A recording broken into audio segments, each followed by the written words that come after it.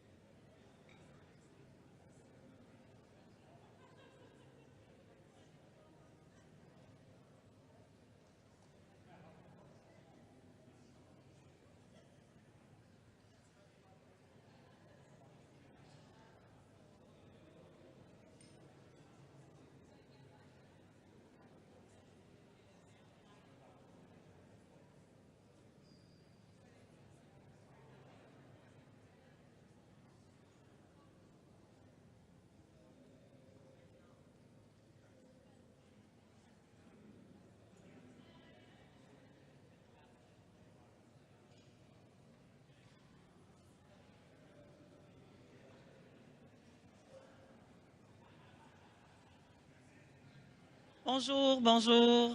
Hello, hello. Nous allons reprendre.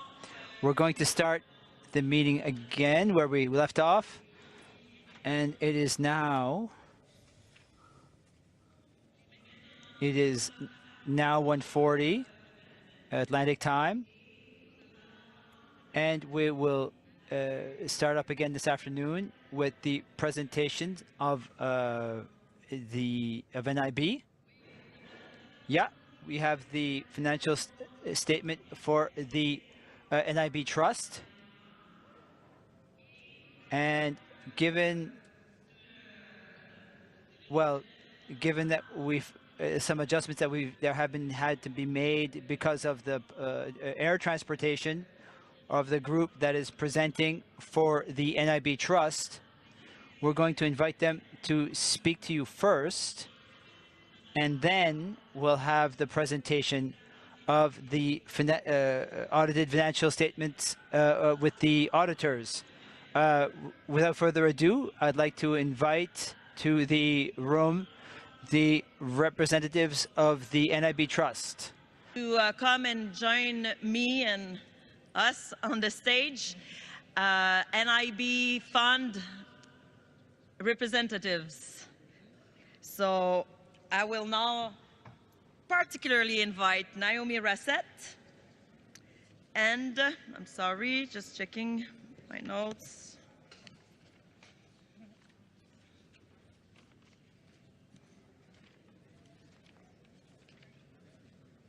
Where?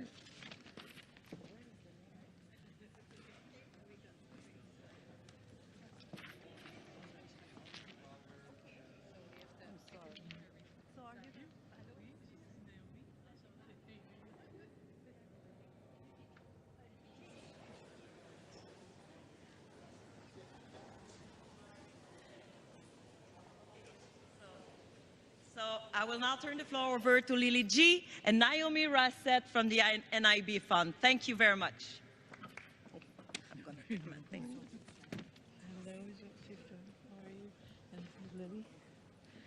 on.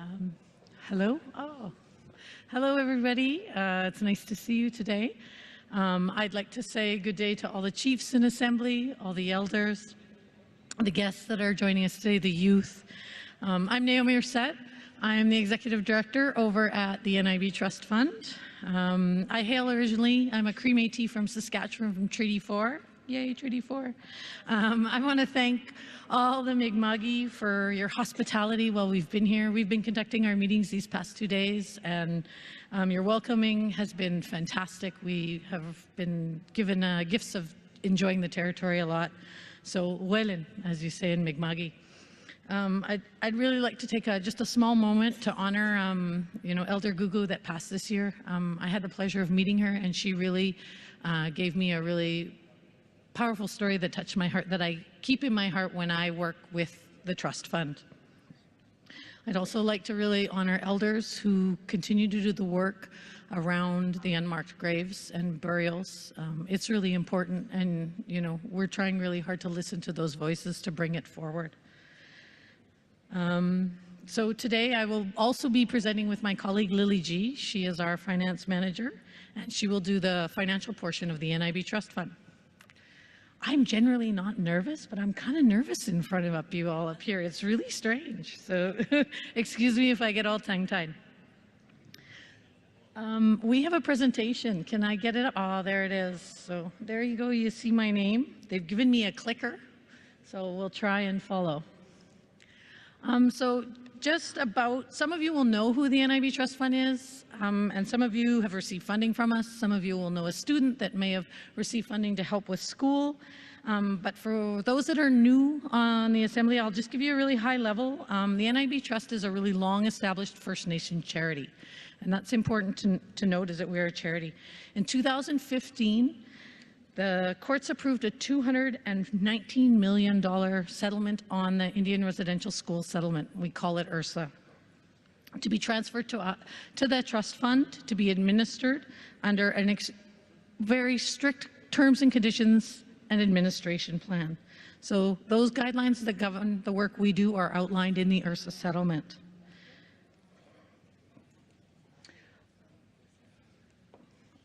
So the NIB is overseen by 11 trustees. You'll see them all there. There's a few of them in the Assembly today. We have Chief Fox with the wonderful cowboy hat, and then we also have Chief Linda Price from BC. She'll be with us today. Oh, there she is over there. Hi, Chief Price. And then we also have Mindy Denny. She's in the Assembly today, and we also have our new trustee, Jasmine Pierre. So they're also in the Assembly today. So I really encourage you to reach out if you want to know more about the work going on at the Trust or in the regions. They're very knowledgeable, and they've been giving a lot of guidance to the Trust over these years. They guide, they provide the direction to make sure we meet our charitable objectives, we support beneficiaries, we manage the assets and investments, and we ensure transparency and accountability. That's what we're here to do at the Trust. So, and I guess from also, they have the strategic priorities. It is their job to lead the vision of the organization through strategic direction. And they do that by, they've determined this to foster partnerships with First Nations and organizations, support survivor initiatives, ensure fund stability through investment and management of our assets, increase the awareness and education of residential schools, support our own people in professional excellence and being, holding ourselves to high standards, uphold good governance, and address the gaps in traditional culture and language education. So how do we envision that strategy into practicality? We do it through 3 programs. So our first program is Continuing Our Journey, and this is the program that addresses the unmarked graves. We've earmarked $12.5 million to go out to community, to survivor groups over this next term. That call is open all the time. So at any moment, if you have questions, I'm in the assembly today. Chief Fox and Linda, Chief Price are here too. So feel free to come up. We'll answer any of your questions when we're in the assembly. The next way we get money out to beneficiaries and meet those strategic directions is through giving to organizations, First Nations communities and groups. So this year we awarded $7.5 million to 69 organizations for self-determined projects. The reality, unfortunately, is we were asked for $22 million, and that's a really tough balance to see when we only had 7.5 to give. And then the third way we get money out is to individual beneficiaries, and that's for their education activities. And so when you look at this sort of statistic here, you see that we gave $4.74 million. We awarded it to 1,205 beneficiaries. But the 69 is where we only funded 69% of our ask. So again, it's that need. We were asked for 14 million, we gave 4.7. So, and then my next slide, I'm trying to really keep on time here because I could talk for hours.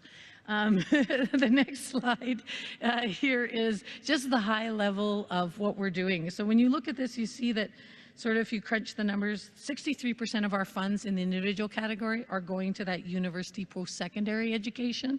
And then 37 is going to the language learning, traditional craft skills, on the land education. So, and that is changing. As we develop, there's more people learning on the land. So it's really inspiring to see that we're going back to the land and we're learning and getting back, reclaiming some of the things we lost.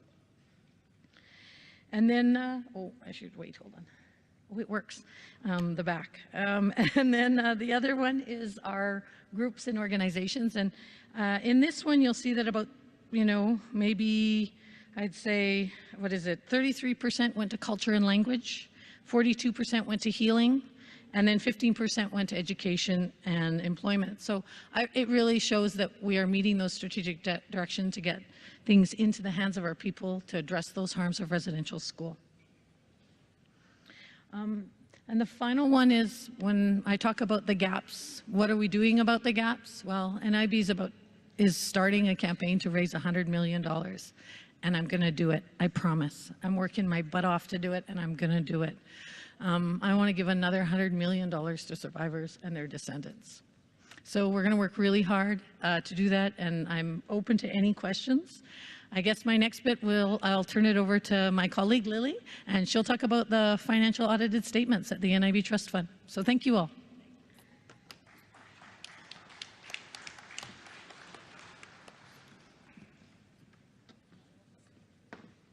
Okay. Thank you so much. So I will continue to present the financial and the investment activities at the NIB Trust Fund. As of March 31st, 2023, the NIB Trust Fund holds a total fund balance of $241.24 million. During the 12-month period, our total investment income amounted to $5.7 million, and we disbursed $10.5 million from the Education Fund and $1.1 million from the Métis Fund. The total operation and administration expenses for the year amounted to $1.78 million, which included a transfer of $1.5 million from the URSA. The $1.5 million represents 12.86% of the amount paid to the beneficiaries. We work really hard to keep our admin percentage very low. And our full audited financial statements are available on our website. So in the 2023 fiscal year, the NIB Trust Fund achieved a positive return on investment of 3.8%, surpassing the benchmark of 0.3%. And over the past 3 years, the NIB Trust Fund had outperformed its benchmark by 1%. Also, since July 2019, when we transferred to our new investment asset mix, the organization has produced an annual rate of return of 8.7%, outperforming our benchmark by 1.6%.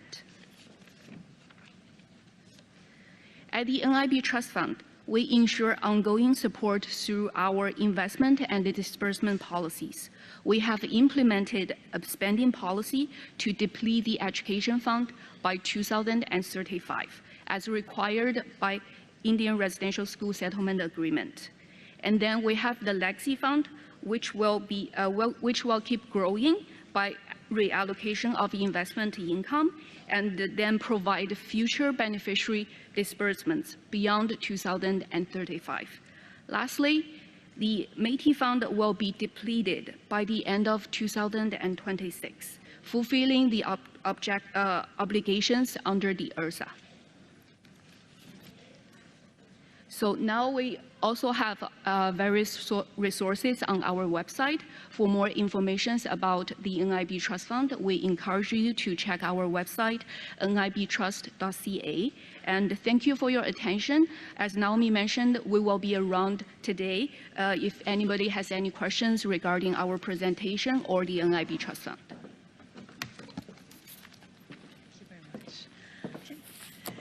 Merci beaucoup. Merci beaucoup. Thank you very much. Thank you very much for this presentation of the financial report of the NIB Trust Fund. And thank you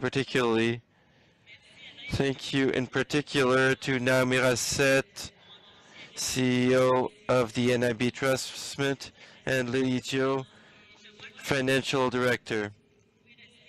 If you can stay a couple minutes, I will take one question at the microphone, and we'll only take one question.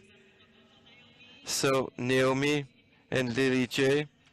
Nearby, we stay close. There's someone at the microphone, a chief at the or proxy. I'm not sure yet, but we'll know as of now because I'm turning the floor over to you, microphone number 2. If you could please state your name and First Nation. To you. Thank you. My name is Ted Kiozance, proxy for the Keys First Nation out of Treaty 4 territory in Saskatchewan. I just want to make a comment. Without residential school survivors, you wouldn't have a legacy fund.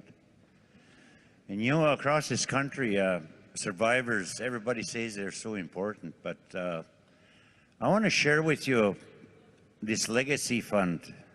I've known some of my survivors talk about it, and they just don't qualify for it. They haven't got the banking records, credit rating, you know, and our survivors get nothing out of this legacy fund. So it would be really interesting if you could identify how many survivors benefited from this legacy fund. And it's very sad. It's no different than our First Nations institutions. You know, there's a lot of people that want to go into business, but they just haven't got the equity and they haven't got the credit rating. So it's something that's been going on for years. And nobody ever wants to ask those hard questions. And I say this for the people that can't speak for themselves, that wish to get into business within their community. Thank you. Miigwech. Thank you very much, Roxy. I'm going to check if there's a comment. Oh, they informed me that they are going to come and speak with you. So I'll leave this on them. Okay, I mentioned that it was there are now two chiefs at the microphone. If we can deal with it very quickly. They have I know they have a flight to catch, so we don't want to keep them with us all afternoon. And we'll go to microphone number 3, please. Byron Lewis, Chief of the Okanagan Band. I have a question, you know, on NIB and wanting to know where you can go for information on that. Because you look at all different types of trust funds and it's offered, they have basically a strategy for generating revenue and increasing that. And they go through philanthropists and other ones. And they also look at the international community. But if you actually look at even from the EU and Europe, look how many people came into our shores and how they actually benefited. And look at the problems that was created by that influx of their own people.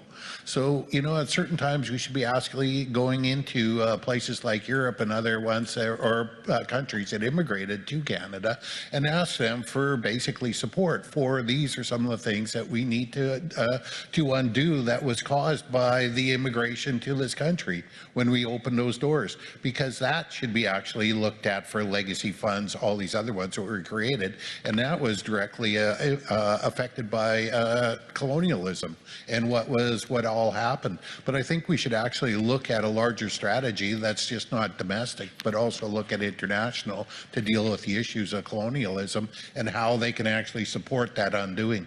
Okay, thank you. Miigwech, thank you very much, Chief. We'll now go to microphone number 2 for the last speaker on in this discussion period. So microphone number 2, please. Nikro kwaka, nistoa kok, makinima. O kinitsakanakwan. Nitsitsana po ta kemokse umkse po ispiao. Ki akam suka pio kam subwa pe stamat sukatu ki harmonisch nakema manis sabokse ispi. My traditional name is Makinima. I am the elected and traditional chief of the Gana Blood Tribe. I am a member of the Board of Trustees, and I think we should try and clarify the question that was posed by the leader on the legacy fund that we are talking about. The fund that we are talking about is a part of the total funds that goes to the to applications from individuals and groups on utilizing those monies. They were the start of the fund was that they were the residual funds that were left over from the residential school payments, and so we built that up. Couple of years ago, we had built it up to, through good investments, we had built it up to around $260 million. Because of the investment sector as it is over the past couple of years, that has come down. But we provide funding to individuals and to groups. The actual survivors of residential schools, some of us are still around. They get priority. They get priority on the grants that are given out, whether it is through the individual process or the group process. So I don't know if the gentleman was talking about a different legacy fund. I'm not sure. Naomi, perhaps you could clear that up. And yes, I was asked to participate as a trustee a few years ago. My trusteeship is set to expire this fall, but I've really enjoyed, we've got good investment people that help us. We've got a, you know, an advisor, and then we have 4 investment managers. So it's, you know, we want to make sure that that money that was meant for our survivors is well used and that we could get a return on the investments that we do. Investments made in equities, Canadian global equities, bonds, the money market, real estate, and so on. On one of them a couple of years ago, the rate of return on that particular investment was 24%. So we try and make that money grow and we used it for the best purpose. But again, Miigwech, survivors the time is up, Chief. get the first priority. Thank you. Thank you. Merci. Thank you for your understanding of the role of keeping time here. It's not always easy, and thank you very much. And I want to say a big thank you to our guests. So have a good end of day. Thank you. Merci beaucoup. Thank you very much. That being said, we will welcome our next guest for the presentation of the AFN financial report. I would like to invite the acting CEO, who is Amber Potts, who will join us on the stage, as well as Anne-Marie Etier from Deloitte. So thank you for coming up on the stage. They have a presentation to do. And then we will continue. We have many more subjects to discuss today. So without any further ado, to you, Amber. Miigwech. Regional chiefs and all, Gwegwe, bonjour, good afternoon. My name is Anne-Marie Etier. I'm an audit partner at Deloitte. I am from Kitigan-Zibi First Nation. Deloitte performed the audit of the financial statements of the NIB as at March 31st, 2023. We have met with the executive of the NIB to discuss the scope and results of our audit. In accordance with Canadian auditing standards, our audit is designed to enable us to express an opinion on the fairness of the presentation of the annual financial statements prepared in accordance with Canadian accounting standards for not-for-profit organizations. No restrictions have been placed on the scope of our audit. In performing the audit, we were given full and complete access to the accounting records, supporting documentation, and other information requested. I also confirm that we are independent of the NIB. As the financials were approved, the financial statements were approved by the executive, we have issued a non-modified auditor's report on the financial statements of the NIB for the year ended March 31st, 2023. In our opinion, the financial statements present fairly in all material respects the financial position of the NIB as at March 31st, 2023, and the results of its operation and its cash flows for the year then ended in accordance with Canadian accounting standards for not-for-profit organizations. We have shared all the information necessary with the Executive Committee and management, and if you have any questions, they will address them. And I will turn now to the interim CEO, Miigwech.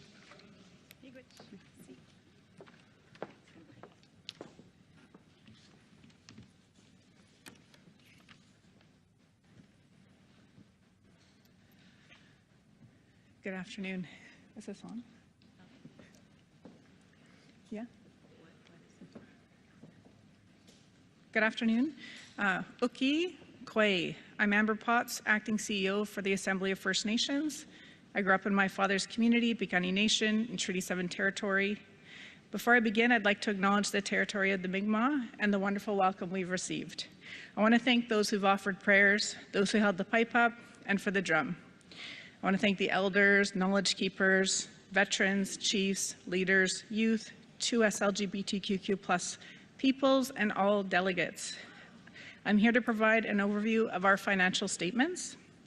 These have just been recently finalized and are available in the AFN annual report prepared for this meeting. It's available on our website. So overall, this past fiscal year was positive. Financially speaking, we have had a positive audit report, excess revenue over expenditures, and a positive cash flow. The financial statements include the auditor's report, and the main thing here to highlight, as noted by Deloitte in their presentation, that in their opinion, the financial statements are presented fairly in all material respects in accordance with Canadian accounting principles or accounting standards for a nonprofit organization. The financial statements include a statement of operations. For the fiscal year ending March 31st, 2023, revenue for the year was a total of $52.8 million, where our total expenses were a total of $51.8 million, leaving $1.04 million excess revenue over expenses. There are details for the funding, revenue and expenses by major funders in Schedule A for Indigenous Services Canada and Schedule B for everything else. The financial statements also include a statement of financial position. So the total current assets for the year ending March 31, 2023 was $57.5 million, with some additional long-term assets of $0.4 million for total assets of $57.9 million. Our liabilities were $50.7 million. Net assets was a total of $7.2 million as follows. Invested in capital assets was $0.4 million. Internally restricted was $5.8 million. Unrestricted was $1 million. Some of the assets and liabilities are also further detailed in the notes. So the financial statements also include a schedule of changes in net assets related to those in the statement of financial position. The financial statements also include a statement of cash flows, the schedule, which is all available online, shows the operating and investing activities that affected cash, which overall had a net increase of cash of $11.5 million from the year 2022, leaving a cash balance at the end of the year of $52.1 million. The financial statements include notes. They're standard notes as required by audit, along with some details from the balance sheet and also on the controlled entity, the NIB Trust, which you've already heard from. Schedules A and B are also included in the report, and these provide details from the major funders and a breakdown of revenue and expenses and how they were allocated for each one. So I want to be clear that this is our regular independent audit for the year. This is not the forensic audit that's been in discussion. The forensic audit is the subject of further consideration by the Chiefs Committee on Charter Renewal as directed by you, Chiefs in Assembly, last July in Resolution 3, 2022. In response to recent requests for financial accountability, the AFN is sharing the last 10 years of our independent audited financial statements. These are all available on our website. Thank you very much for your time and attention.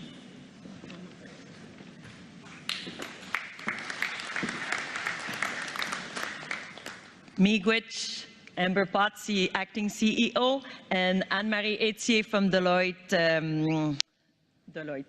firm. So Miigwech, have a really, really great end of day. And on that, I will now turn the floor over to my dear colleague, co-chair, youth co-chair, Haley, to introduce the next topic on the agenda for this afternoon. Thank you very much.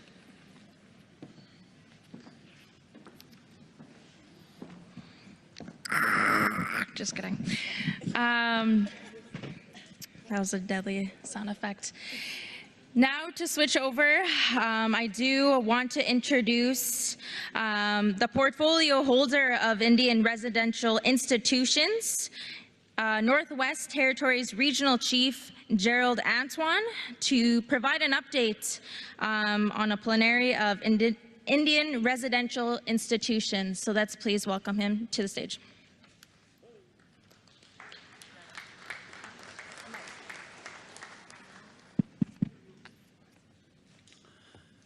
Merci. Agent Kajututana Dala Masfinir Sinata. Thank you for providing me the opportunity to share with you an update of the Indian residential institutions filed to date.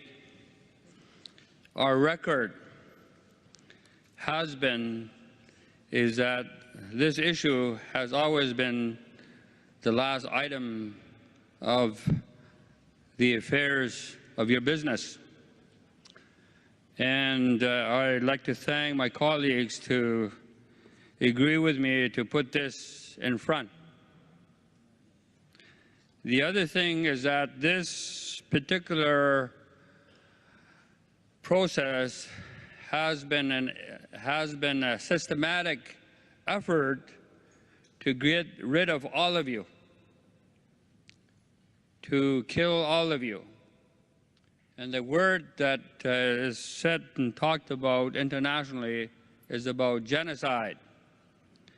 And there has been numerous attempts to deny that ever exist. So this particular item is something that's really has been on the mind, on your emotions, on your spirit, and on your mental wellness for many years. So I'm really honored to be able to share with you this point. And I just want you to know that the way that I'm sharing with you is with good intention and to lay out some facts, not rumors, but facts. The Indian residential institution profile needs support, it needs resources, and coordinated collective efforts to action the work plans from the resolutions passed to date. Earlier on this morning in the reports of our different functions of the AFN, they talked about that we need to focus on justice. This update provides information on current issues about the unmarked burial supporting the surge and recovery of our children and our relatives. It also talks about the AFN's Chiefs Committee on the Indian Residential Institutions. They also talk about Bill C-29, the National Council on Reconciliation. Also, the recent announcement by the Pope about the repudiation of the doctrines of discovery and next steps with the Vatican. This particular one, the one that the Pope had announced, the repudiation of the doctrine of discovery, addresses the direction of AFN Resolution 30 of last year. The resolution, that direction, has 5 parts. In progress, AFN Justice has prepared a letter for the Minister Lametti on the work with Canada to begin the process of removing the item of the doctrine of discovery from Canadian structures. The second one is the support to further actions post-papal apology, AFN Resolution 38, work plan by AFN Justice to address, first, support letters to the federal department has been initiated by the AFN Justice for review and approval by the AFN Executive. The Assembly of First Nations welcomes the opening process of repudiation of the doctrine of discovery. AFN leadership has been working tirelessly for years to share the message of the harmful effects of the doctrine. This is genocide, and it is a crime, and it is also sinful. The former national chief call for a new formal papal that affirms Indigenous sovereignty and control over land, resources, governance, culture, and language. The most recent call that she made was with the new King of Great Britain. She further shared this idea of a possible new papal bull, which she also shared that it must also decree Indigenous traditions and ways of being as valuable, worthy of dignity, and also respect. In April, AFN in Assembly, or the First Nations in Assembly, supported a resolution in response to the repudiation. It asks the holder, which is myself, to work with residential institution survivors and the AFN executive to deliver a response in a way that it needs to be told in the truth. At December, Special Chiefs Assembly supported a resolution calling for the establishment of an AFN Chiefs Committee on Residential Institutions. The committee has been identified to call on church entities to identify and release records in their control to assist with investigations of unmarked burial sites on former residential institution grounds. Records must also be shared with the National Center for Truth and Reconciliation to ensure that survivors, families, and First Nations have full access. Church entities must fulfill their obligation to provide funding to support residential institution victims and their families. In a 2021 Globe and Mail and Charity Intelligence investigation found that the Canadian Catholic Church held net assets of $4.1 billion. This shows that the Church can meet its financial obligations to those harmed by residential institutions.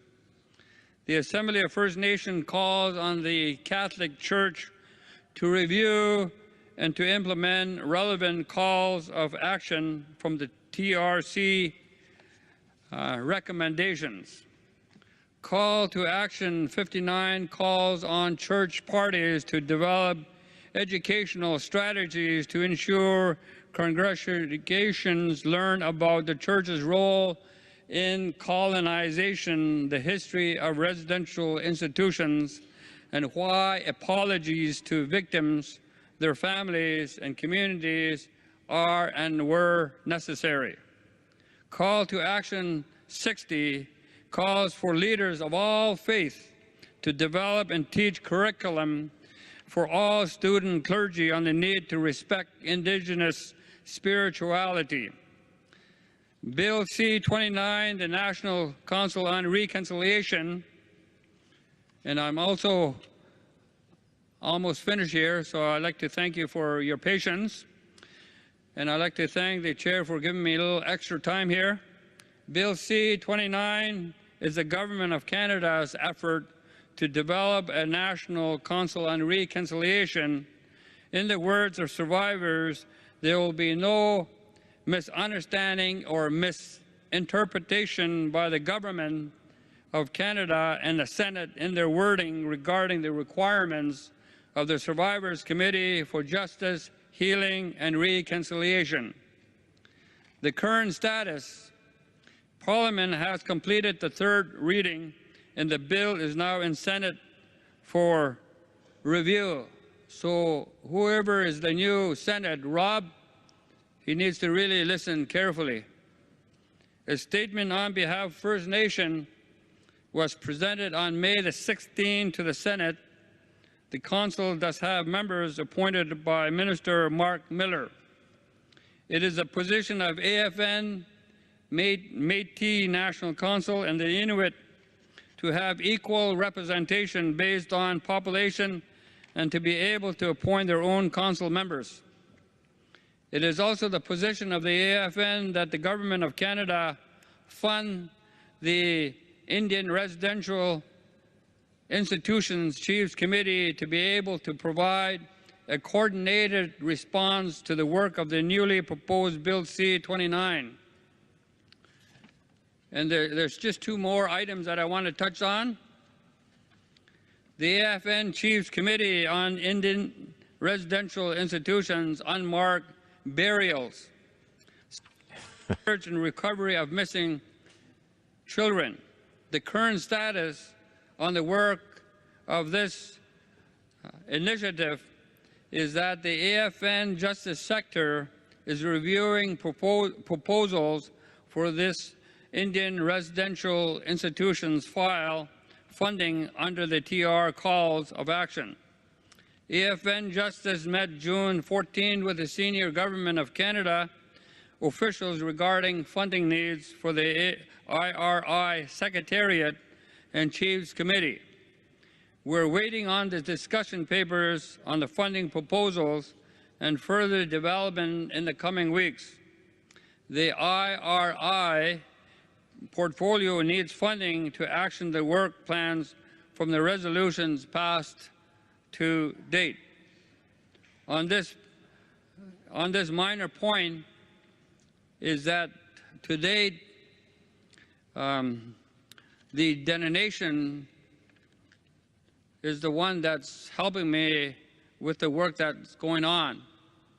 And I like to make sure that when the work is done, or whoever replaces me in this file, and when this committee is formulated, is that the limbs needs to be provided there. And it's not their arms or their legs, but it has to do with the labor, the equipment, the material, and some that's required for that to have the work done. Regarding the International Commission on Missing Persons and also the International Committee Missing Peoples, some First Nations have requested the support of ICMP. It's not RCMP, but the International Committee on Missing Peoples, and have a 2018 resolution to support their work to engage with communities that have asked for the International Committee Missing People support resources. And then the final note on that one, Canada's National Advisory Council on Unmarked Graves issued a recommendation to Canada to not support the International Commission on Missing Persons, working with Indigenous DNA, and also the Office of the Special Interlocutor also shares the same concerns regarding data from unmarked graves findings. Moving forward, the conversation will most likely lead to community engagements on your protocols to ensure the protection and preservation of our family member who did not return from these institutions. So as you can see that there are definitely challenges. However, we need to be able to be pulling ourselves together, coming together, so that we could be able to really address the needs of our family, and also realigning the support and assistance so that way those needs of the family is met with the involvement of the family and also with the direction of the families. The key points for community working with missing persons that are DNA searches should be Indigenous-led. That means led by you to protect our data sovereignty. Data sovereignty over DNA important, as the DNA could be misused if we don't have control over who has access and how it may be used. So as you can see, you have work to do. The International Commission for Missing Persons consider a solution to commit to recognizing the security and safety of First Nation data sovereignty. with organizations. There is an organization that AFN had initiated. It's the First Nation Information Governance Center. This is a possibility of something to be able to hold the data in trust for the communities. But again, you still have some work to do to see how that will be moving forward. The last point I want to make is that we have a draft resolution number 35 on the agenda. And I would like you to really look at it because it touches about three things. The continued healing of and support for the survivors of the Indian residential schools, their families and communities through the recommendations such as the TRC Commission. I'm sure there's also other recommendations that you may have come up with. Providing, and also the second one is providing a guaranteed annual income for survivors of the Indian residential schools, their descendants, so that way they could be able to support the vitalization of their family moving forward. The third one is about education, educating all Canadians, because some of them don't realize that this did exactly happen. So this is just the 3 points that goes along with the draft resolution number 35 for your consideration. So that's just ending my update. The last point, closing comments I would like to share with you is that we're all in this together. Doesn't matter what issue that you're dealing with. Our family has been uprooted, our functions has been displaced, and our responsibilities have been relocated. And I know you all understand that. And so we're still here, we're still at home. Now what's next? That means that we need to bring ourselves to us, to ourselves. That's the work that we need to do. And so all the work that we do from now moving forward needs to be aligned with that objective. So I just wanted to share with that. Masi.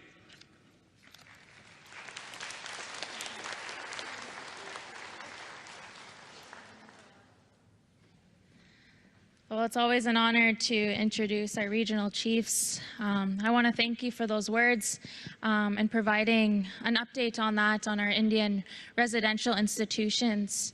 I also want to acknowledge too that it's a part of decolonizing, our terminology when thinking about the residential institutions, and so to recognize that. And this actually follows the next thing that will be on our agenda that we will be doing shortly here. I do want to introduce our next speaker up here, Regional Chief Bobby Cameron of Saskatchewan. If he could come up here, please. Speaker? Yeah, the honor.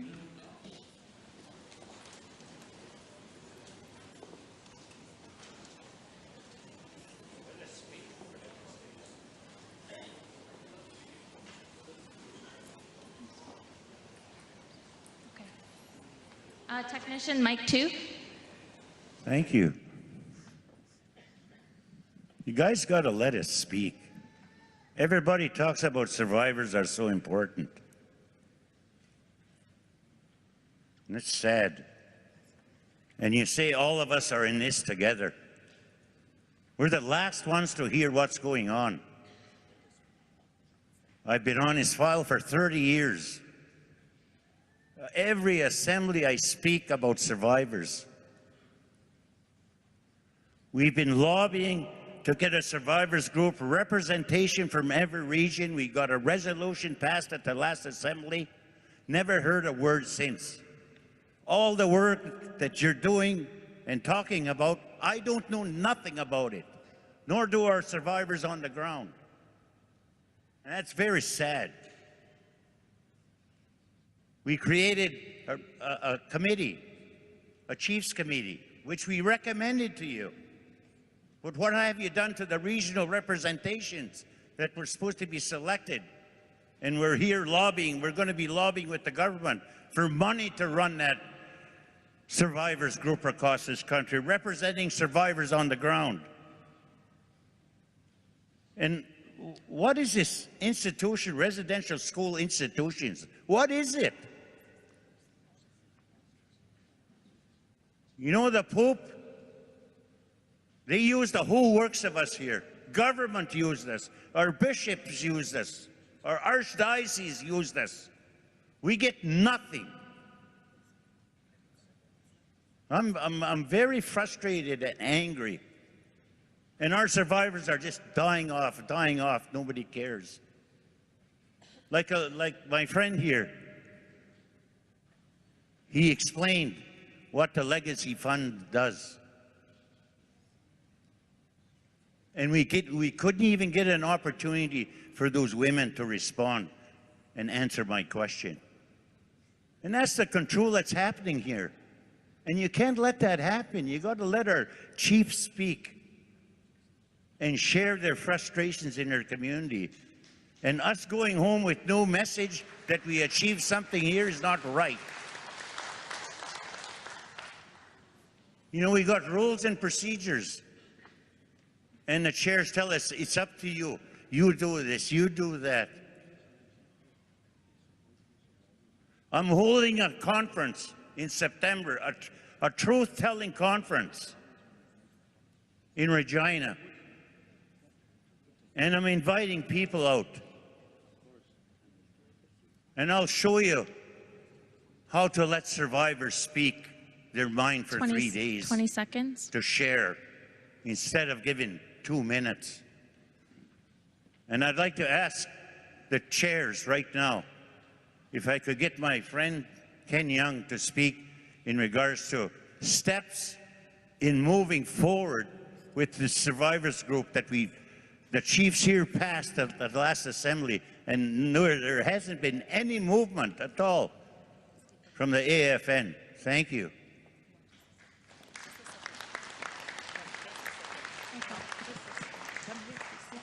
Thank you, Ted. Just my a good second, friend. please. I just want to note here. I'm, I'm sorry. Just a second. Just want to note here that it's a Chiefs Assembly, of course, so only chiefs and proxies have the right to speak. But it is in our rules. A chief can give permission to speak, but his right to speak it does no longer exist on that specific topic. But I guess that a speak gives you permission to speak. Are you going to give? The nation for permits to come back, and would like him to speak on my behalf. Great. So 3 minutes. Thank you very much, Chief. Just wanted to remind you all the rules here.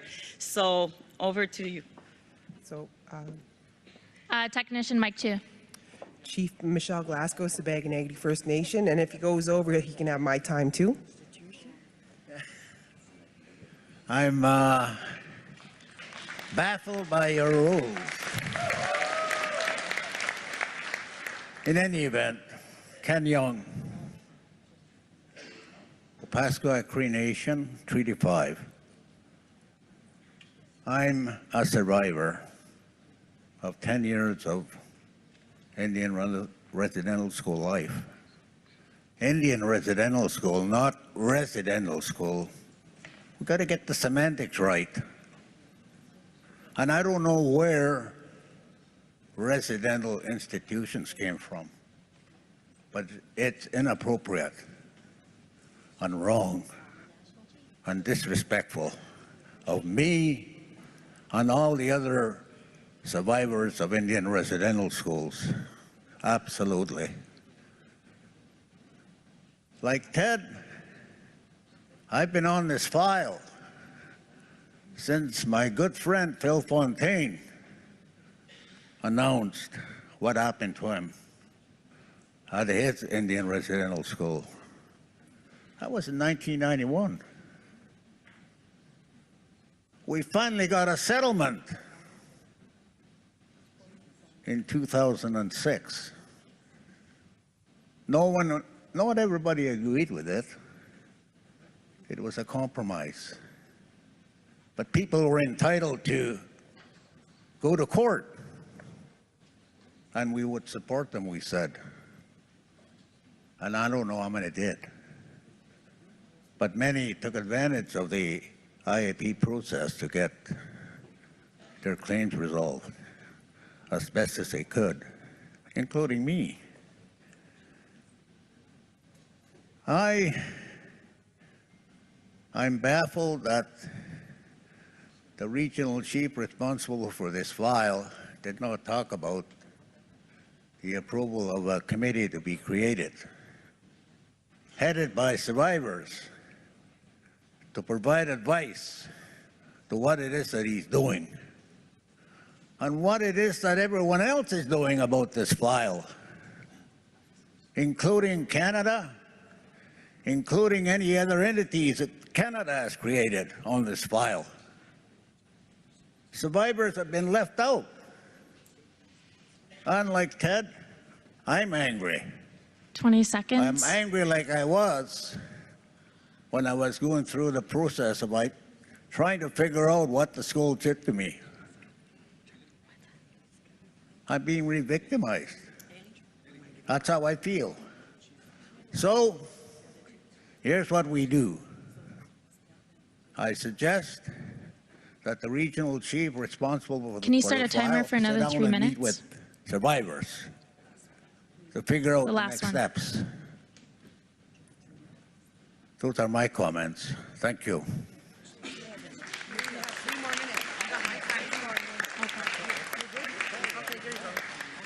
Thank you very much, Mr. Young. Thank you. Chiefs, delegates, we just had a discussion. So we recognize that the 3 minutes is not a long time, but this morning you passed the motion to accept rules of procedure and you gave us the rules to follow. So we will follow the rules that you have given us to follow. The rules say you have up to 3 minutes to speak to an issue. Now, we also recognize that sometimes another chief can come up and give you their 3 minutes. That will be permitted once. So once you've used your 3 minutes and another chief gives you their 3 minutes, that's a total of 6 minutes. At that point, we will end it and you've had your 6 minutes. Otherwise, we can just keep going and going. So out of respect, chiefs, that's the process that we will be following. Another chief can give you their 3 minutes, but once. So Miigwech, I'll just helping out my youth co-chair, and I'll turn it back to my colleague, Haley. Yeah. We do have an honoring following this on the topic of Indian residential schools. So just to keep that in mind, but I do want to open up mic number 1. Thank you. I'd just like to thank the elders for the opening prayer this morning and all the regional chiefs and chiefs across Canada. I won't take too much time here. I think what we're forgetting here also is the Archbishop of Canterbury. When he came to Canada with an empty box, we got to include that process too. And then the school day survivors, you know, some of them applied for their money during the COVID pandemic, but yet they never got any lawyers involved in that. So they were shortchanged in that area too. Where is that now going? Unfortunately, they're taking advantage of our First Nations again in that area. So I'm pretty sure that 10,000 wasn't significant enough, but I'm pretty sure that they had a lot of issues when they're going to their day schools too. Those are the other business that you have to look at. And you can't allow the Archbishop of Canterbury off the hook too. They're a part of this process. I would say, now, I hope. Thank you.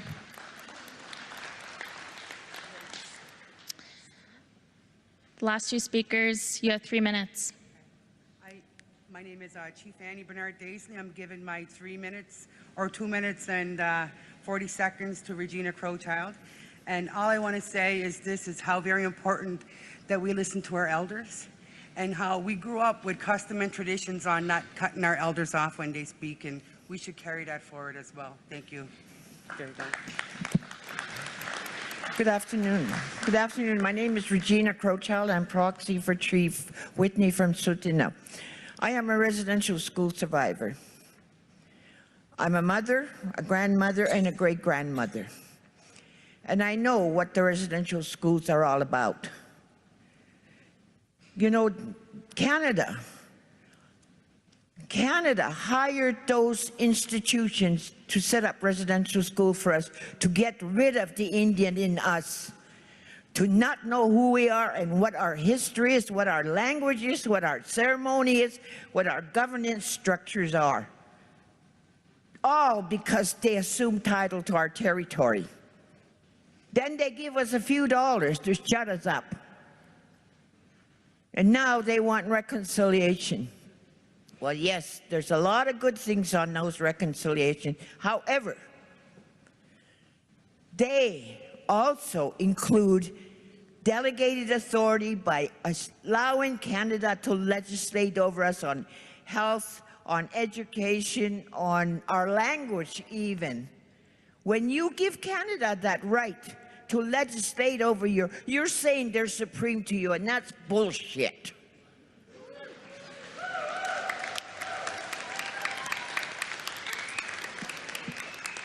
It makes me angry. We all think we're decolonizing. We're not. We're allowing Canada through other processes to dictate to us on what and how much we can do.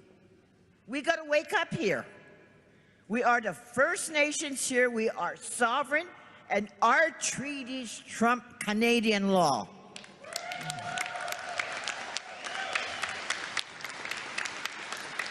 And I'm worried that this melting pot is going to do away with our treaty, implying or manipulating our consent of our sovereignty. And then when you get committees, chiefs committees, how many of those chiefs come to the Indian residential school survivors? How many come to our communities and talk to our peoples? No. But that's how you get your money. So get your stuff straight. Don't use us to manipulate us and get more money for your organization. This organization's got to restructure and truly represent us as nations. Thank you. Thank you very much.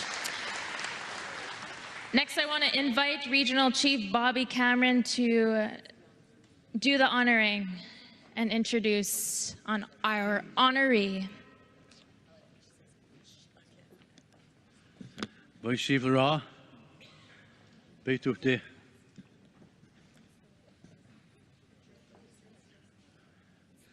Anin sagwat na naway maganak idlanate salutina amataki ape ampeto waste haukara tansen wago magantik anigan manto naskomten miogi sagamegwats Egwa kihtem no kakyo kihtayak. Naskomten igagi samos mo epitwa taros poagan. Kakyo imetsetieg himamopieg. Thank our God, our Creator, for a beautiful day.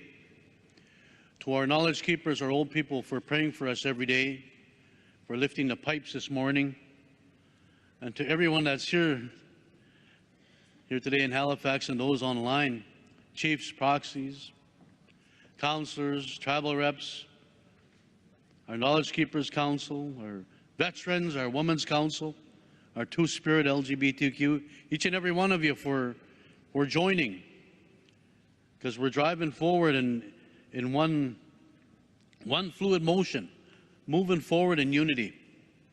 Before I go any further, Ken Young and Ted Q, we've discussed just now, we're going to do things different. That money should go directly to all the survivors when they request it. You have the commitment of the AFN executive. You have our cell numbers, call us and tell us. Because we're not better or not smarter than anybody. We need your input, your advice. Regina Crowchild, your great comments. Thank you. That's how we get stronger, better, together in unity, friends and relatives. That's how we do it. Interim Chief Joanna just said we're going to do things better.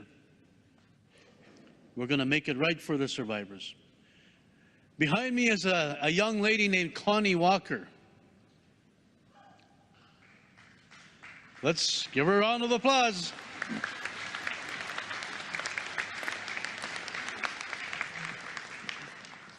One of our treaty members from Treaty 4 territory, a descendant of a survivor. Every one of us in this room and across Canada are connected to survivors. We're either descendants, we're either survivors, or our kokums and mushrooms, our mums and dads, we're survivors. We're connected that way. I want to fast forward or rewind to a story where a young Treaty Indian boy was kidnapped, forced into school, and endured many, many years of abuse of all sorts. But still survived because he held on to his language, he held on to his culture, but still dealing with some of that emotional trauma. Still dealing with it that way. This young Indian boy grew up to be an RCMP member. Became a man, still had some anger issues. One night while out on duty, out on patrol, this Treaty 6 warrior, now a full-grown man and RCMP member, stopped the vehicle one night for speeding or swerving all over the road. Got out, went over to the window, and guess who was behind that wheel? That old white man that abused him for many years was behind that wheel. And guess what our Treaty Indian warrior did? What any one of us would do in this room when you got that pent-up rage, that anger, and you finally seen your perpetrator. Ripped him out of the vehicle and gave him the beating of his life. That treaty warrior is no longer alive. Connie Walker, for the vision, for the strength, the determination, the many emotional years, and Hal Cameron for connecting that story. And every one of you have stories to tell.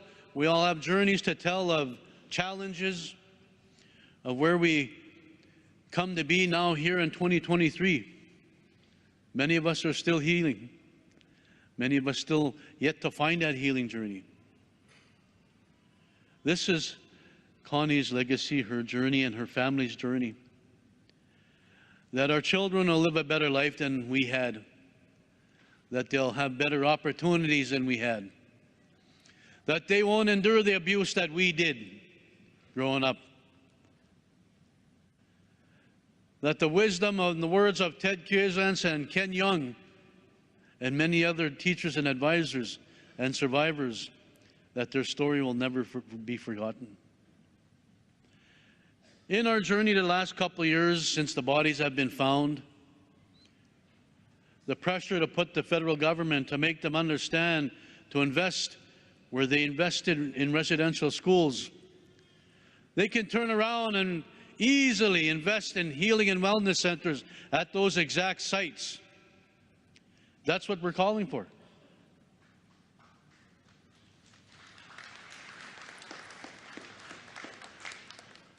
And we'll continue to push for that because there's a lot of healing that's needed. There's a lot of healing that's needed in every First Nation community. Again, friends and relatives, everybody that's here, Connie Walker and your family and everybody else, she has a website, she has a cell number. Eventually she wants to make a mainstream movie where the rest of the world will understand the challenges and the abuse and everything else we've had to endure, but we're still here as First Nation people. We're still here as strong Indian people. Thank you for listening to me on behalf of the FSIN and our colleagues that are here, our vice chiefs, our executive, to Connie and your family, regional chiefs, and to our chairs. When we go away, when we're sitting with our loved ones tonight, tell them you love them, and give them a hug when you get a chance. So I'll turn it over to Haley.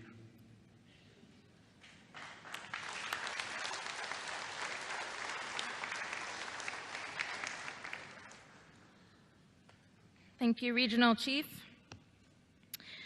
With that, I do want to say a few words and recognize Connie Walker's accomplishments. If you could come up here, please, beside us. Connie Walker Cree Nahio is an award-winning investigative journalist and host of the acclaimed podcast, Stolen. Her work has exposed the crisis of violence in Indigenous communities and the devastating impacts of intergenerational trauma stemming from Indian residential institutions in Canada. Walker is a member of the Okanese First Nation in Saskatchewan, and she was raised in the File Hills community in Treaty 4 territory and has family in Beardies and Okamesis, Treaty 6 territory. Connie has been a journalist for over 20 years and has worked to raise awareness about the crisis of missing and murdered Indigenous women and girls. Season 1 of Walker's podcast, Stolen, The Search for Jermaine, premiered in 2021 and investigated the case of a young Indigenous mother, Jermaine Charlo, who went missing in 2018. The second season, Stolen, Surviving St. Michael's, premiered in 2022 and is one of the most comprehensive investigations into a single residential institution, school. Walker and her team at Gimlet Media exposed systemic abuse that permeated the St. Michael's Indian Residential School in Duck Lake, Saskatchewan, for decades, and preserved the testimonies of St. Michael's survivors through a modern-day oral history project. Over the course of 10 months of reporting, the Stolen team uncovered more than 200 allegations of sexual abuse against priests, nuns, and staff members, and documented the intergenerational effects on families and communities. In 2023, Stolen, Surviving St. Michael's, she won a Pulitzer Prize in the audio reporting category and a Peabody Award in the podcast and radio category, becoming the first podcast to win in both awards in the same year.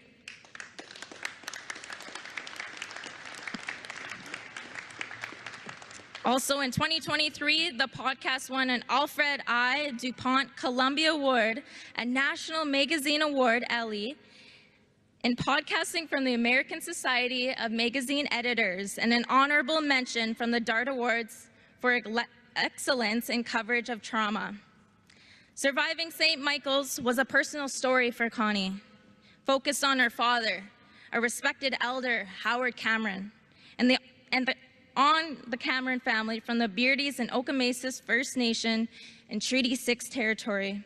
Connie wants to acknowledge her family in File Hills and Beardies for all of their love and support, and would like to recognize their critical role in the life of hers and her work. So congratulations, Connie Walker. We will now blanket. If you wanna. Can we get our drummer up here, please? We will now honor Connie Walker.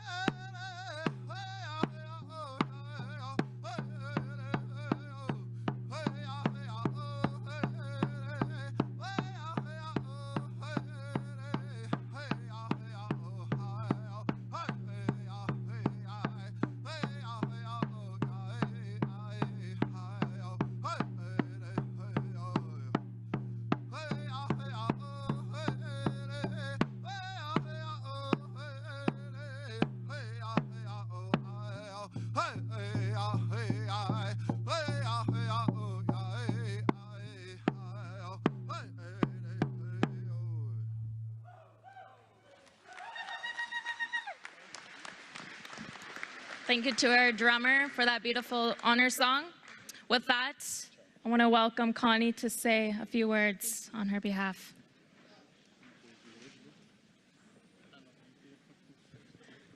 I just want to say thank you so much to FSA and Chief Bobby Cameron and to the AFN for this recognition. I want to thank the elders and the survivors who just spoke right before this for sharing bravely again their truth and their wisdom. I'm so grateful to them. I'm really humbled to be here and to receive this recognition today. I feel like I'm here representing my team who helped us make this podcast, Surviving St. Michael's, which was a very personal story for me because the man that Chief Cameron spoke about was my father, Howard Cameron. And this journey for me was a very personal journey. It was a personal story to try to better understand what my dad went through at that Indian residential school. And also to understand how me and my family have been shaped by all of our parents' experiences at those schools.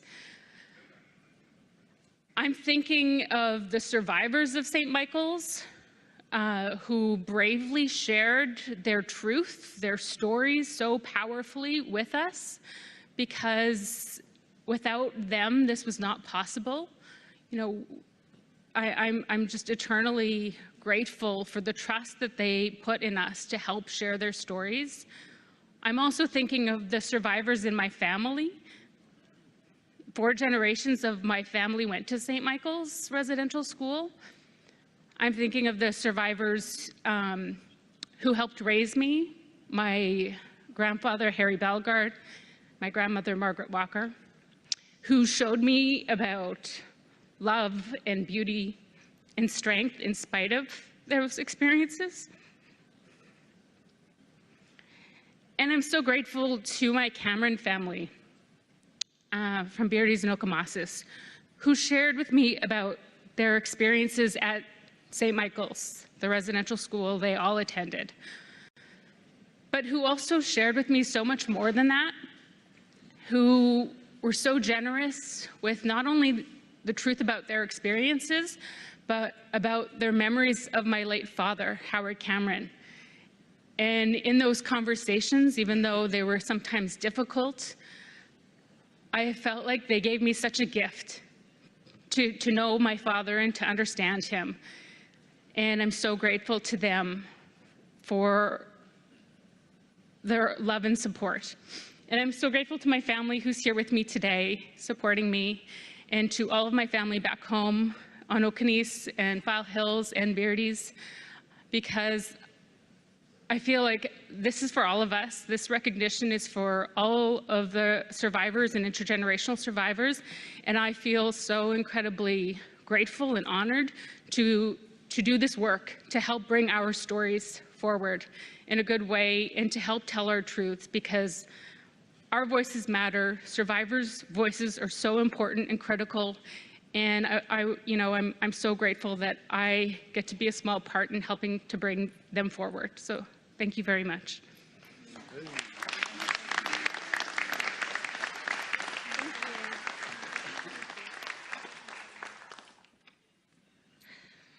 Well, it's a real honor to be in her presence. I'm speechless because she is doing something that all of our survivors need to heal. And she's letting those impacts and those traumas not go unnoticed, and to continue having those conversations. She's fearless, she's resilient, she's confident, she's brave, and she's put a lot of hours, tears and sweat into this work, and not allowing her family's legacy to die out. And so with that, I want to congratulate her again. If we could give her a round of applause.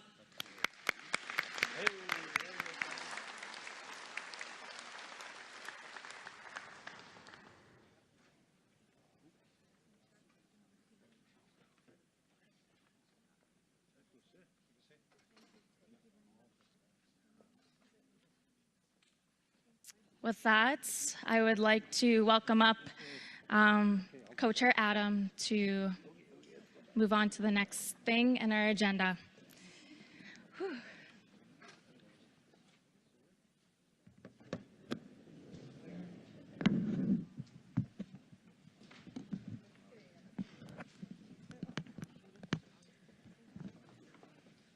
Miigwech. Ben ma gabihag ma jgish tuaj kabian daw waji ma wajawanun kwewan.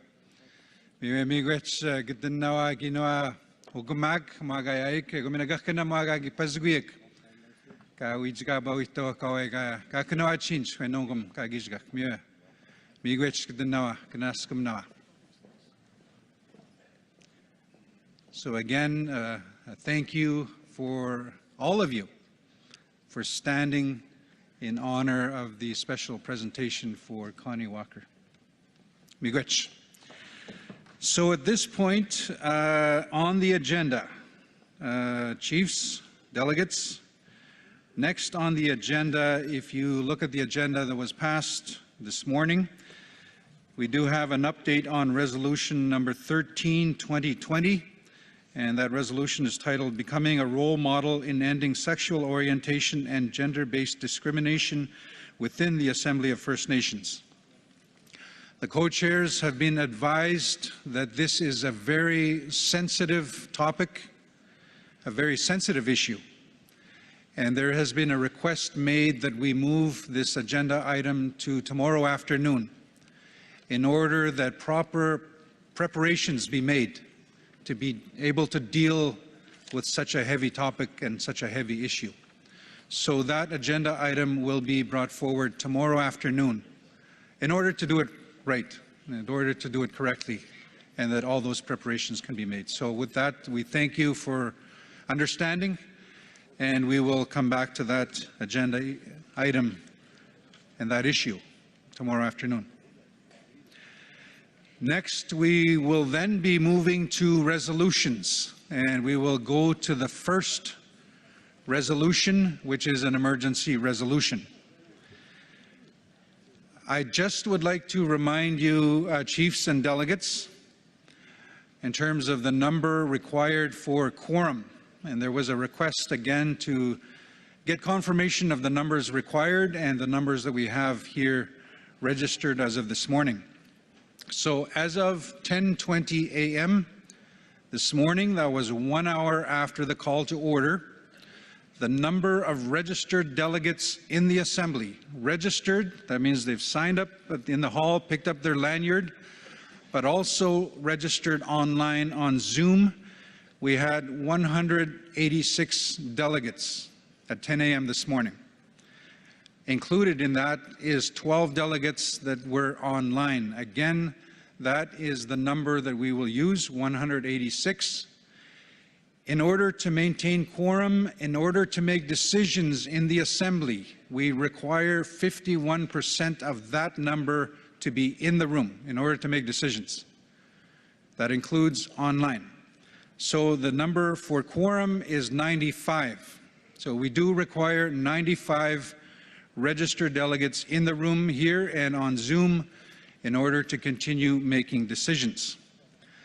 Of course, the objective is to obtain consensus, to seek out consensus when decisions are being made, when resolutions are brought forward.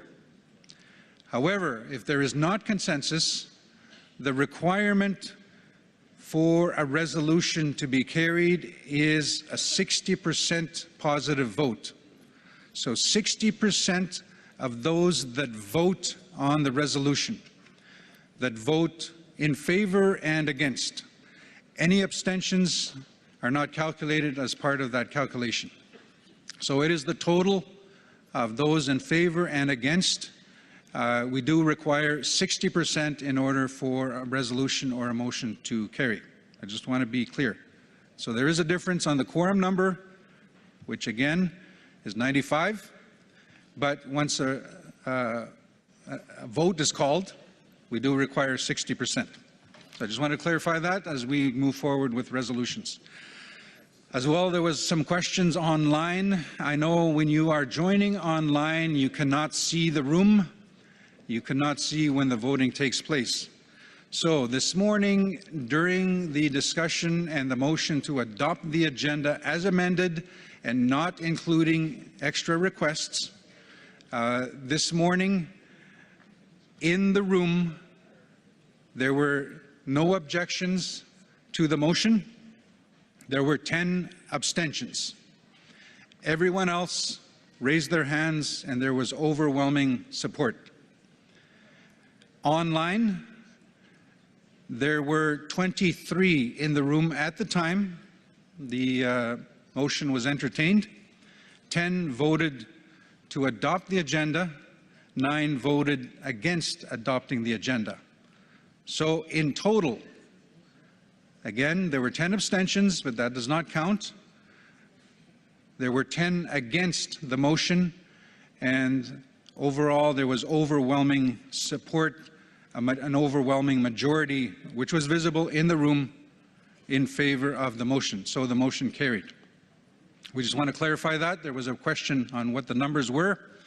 When there are resolutions being dealt with, if it is obvious, if there is an overwhelming majority in the room and it is visible, the co-chairs will declare that the resolution or the motion is carried. So we are getting into resolutions. I just wanted to clarify the process, but I see Chief King at mic 2. Bonjour,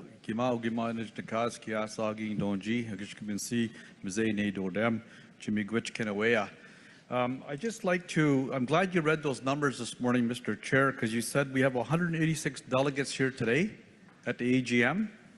Is that correct?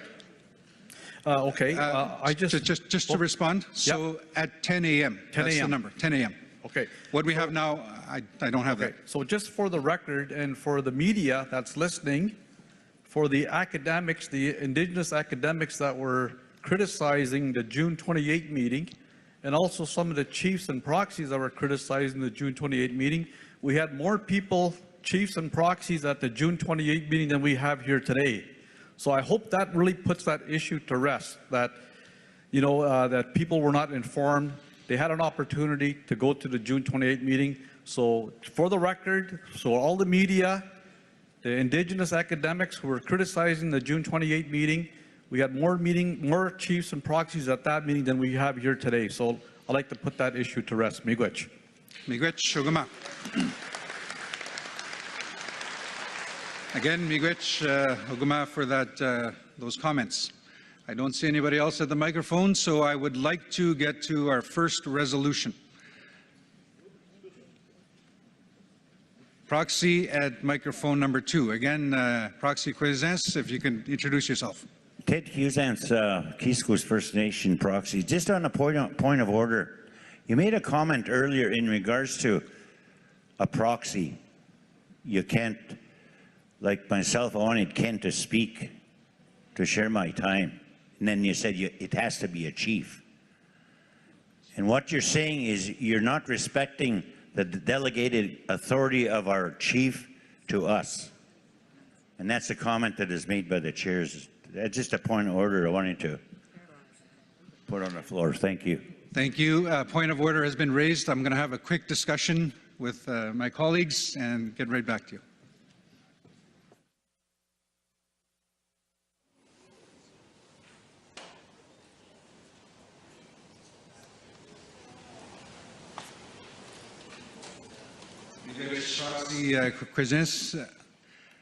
Just to clarify, again, as chiefs or proxies, you have full standing at this assembly. If you have a red lanyard, you have full standing, whether you are a chief or a proxy. If you are a proxy, it counts as a chief. You are fully involved. You can make decisions. If a chief, you're correct, chief or proxy Cuisance, if a chief or a proxy, as long as you have a red lanyard, you can designate part of your time to another person. So thank you for that clarification. Miigwech. So we'd like to get to the resolution. If we can have emergency resolution number 1 put up on the screen, please. I don't have a hard copy And you'll have to bear with me. I will need the mover and the seconder. Can I get a hard copy?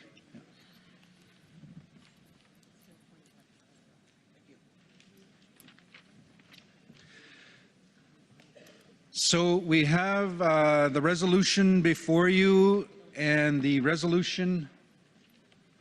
This is the one, eh? Yes. Yep. Again, it's emergency resolution number 1, 2023. It's called. The title is the appointment of chief electoral officer and timing of election of the national chief. This resolution is moved by Chief Roseanne Casimir. Who can I confirm that Chief Casimir is present? Yes, at microphone 3.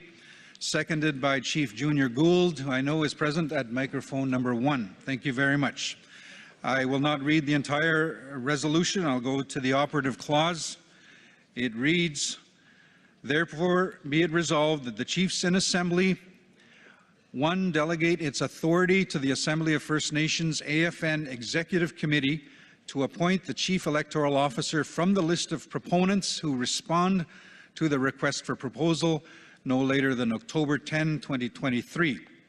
Number 2, direct that the term of the next National Chief be adjusted to expire in the month of July 2027, extending the term of office to 3 years and 6 months.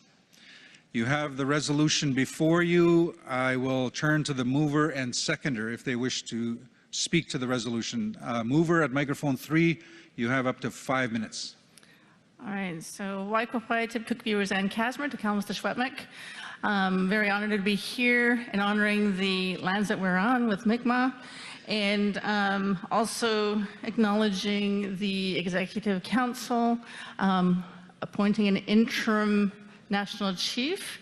So I know that this year is the next step, some very important work that we need to carry on with the next steps. So this year is basically just appointing the Executive Committee to appoint an electoral officer. So it's pretty straightforward and standard process, so it could meet the timelines of fulfilling the mandates. So Kuksjam. Thank you very much. The mover to the resolution, the seconder, microphone number 1, please. You have up to 3 minutes. Great. Chief Junior Gould of the Abequid First Nation, the Mi'kmaq Territory of Abequid. Just a quick little support for this. This is just a continuation of our due diligence as the Chiefs in Assembly to do our part to move forward, keeping this great organization going as an advocacy group. I support this wholeheartedly because it is just a practice of policy and something that we have to be accountable to. So I support this 100%. I think there might be a friendly amendment following up, and I'll support that as well. Thank you very much. The question's been called, but I'd like to open the floor just to go through due process. Microphone number 2, and then I see a hand that is raised on Zoom. So microphone number 2. Thank you. Regina Crowchild, proxy for Chief Whitney, Tsuut'ina Nation.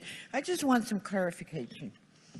In the Charter, it says the National Chief shall be elected by the First Nations Assembly by a majority of 60% of the registered representatives of First Nations, an assembly convened by the purpose of electing National Chief. I'm raising that because at the last election, the National Chief did not get 60%. She got 54 point some percentage, or 51%. She didn't get the 60%, but the electoral officer named her as the National Chief.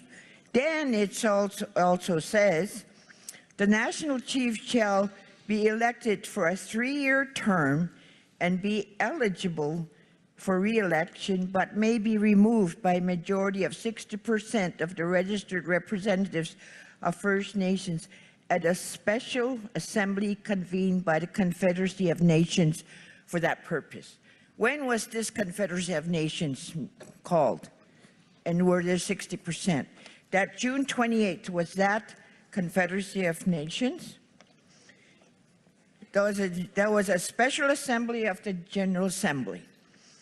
So I'm wondering, and then on the resolution it says, and it says for a 3-year term, direct the term of the next National Chief be adjusted to expire the month of July 2027, extending the term of office to 3 years and 6 months. Why are we not following the charter? Why is it that when the executive says something, we have to follow it? Why is it? It's 3 years, and the term, the 3 years would be up next year, right? Or July next year. So why can't you just have an interim as you've appointed until the next term to have a legitimate election? I want to ask that question. So I'm wondering, why do you make rules according to what you want to do? You got to follow that charter. You got to utilize the Confederacy of Nations. That Confederacy is never called except when you need it for your advantage. So stick to the rules.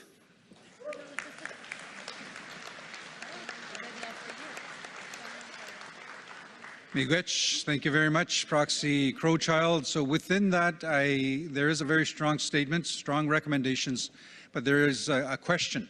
So Proxy Crowchild, I just want to make sure that if there is a question and you're anticipating a response, I know as co-speakers, co-chairs, we're not in a position to provide a response. I know I heard two things, and I just want to clarify, Chief King, if we can have Chief Proxy Crowchild back at microphone 2. I heard two things. Number one, what I heard was that you're asking that the executive committee, that's the regional chiefs, you're asking that they appoint an interim until the end of the original 3-year term. That is what you're asking. You're also asking a question, what about the requirement for a meeting of the Confederacy of Nations? So those are two things you're asking for. I cannot respond. I'm going to look to the team, but I think it's more of a statement on the first one in regards to the Confederacy of Nations.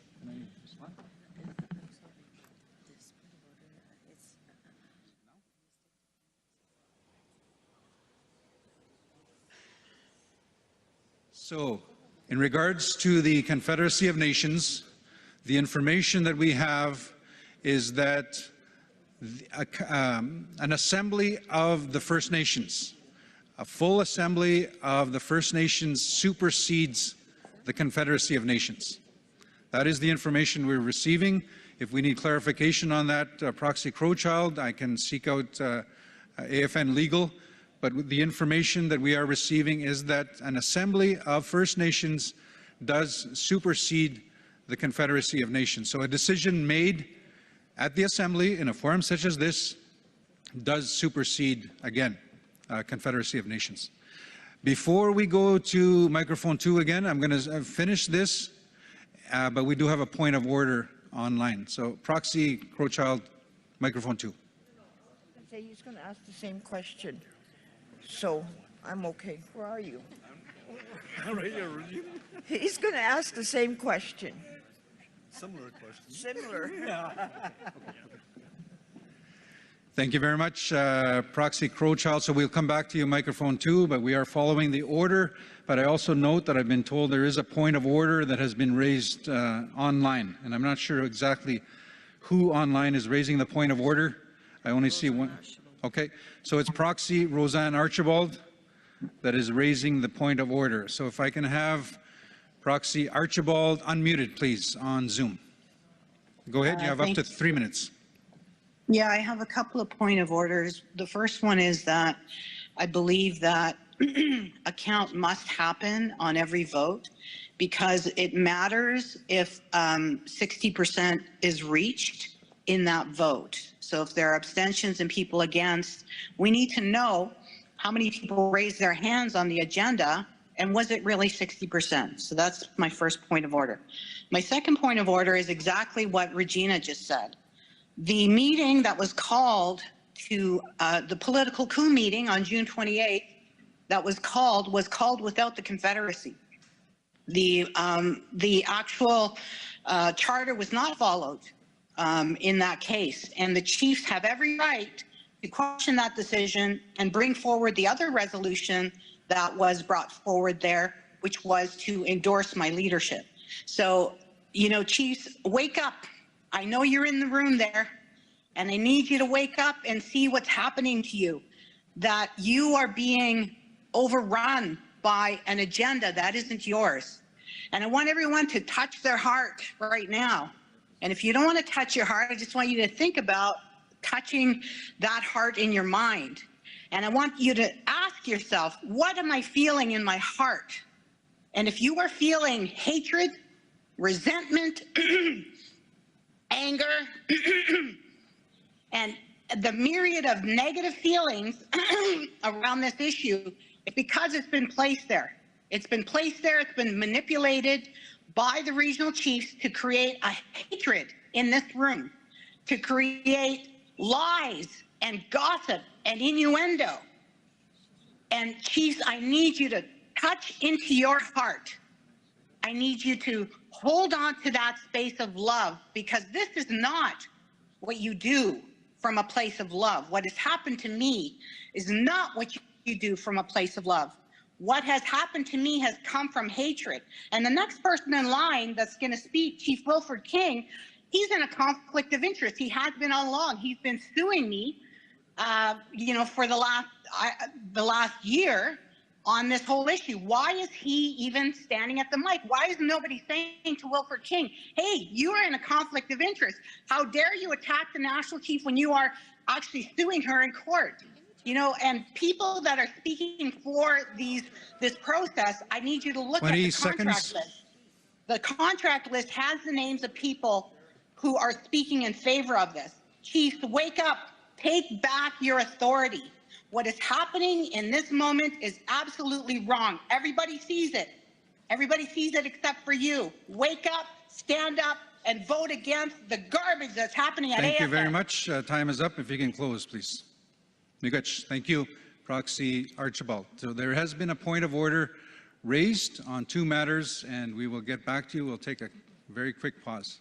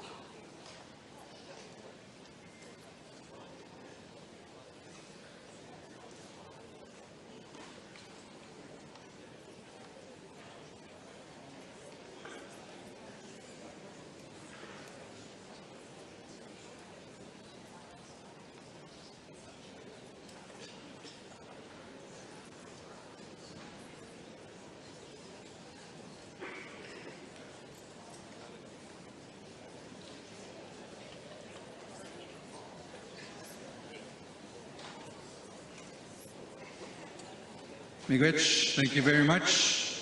So point of order was raised on two matters. The first matter was the process on doing a count, a formal count this morning. Now that is outside the parameters of what we are dealing with here right now. Right now we are dealing with a resolution that we've introduced. We have a mover and a seconder, and that is the matter we're dealing with. But there was a point of order based on this morning's declaration that the motion to adopt the agenda was carried. Again, online, there were 10 objections. There were no objections in the room. The count this morning was 186 delegates that had registered by, what was the time? 10:20 this morning. And in the room, there was an overwhelming majority in favor of approving the agenda. So the co-chairs made that decision based on what was obvious. There was an overwhelming majority in the room. The second is a point of order, again raised on a matter that we are not dealing with here in this resolution. This resolution is to call for the appointment or directing the AFN executive to appoint an electoral officer for an election to be conducted in December. So we have ruled that the point of order is, so the rule or the point of order on that matter is dismissed. So we would like to continue on with, okay, so another point of order that has been raised.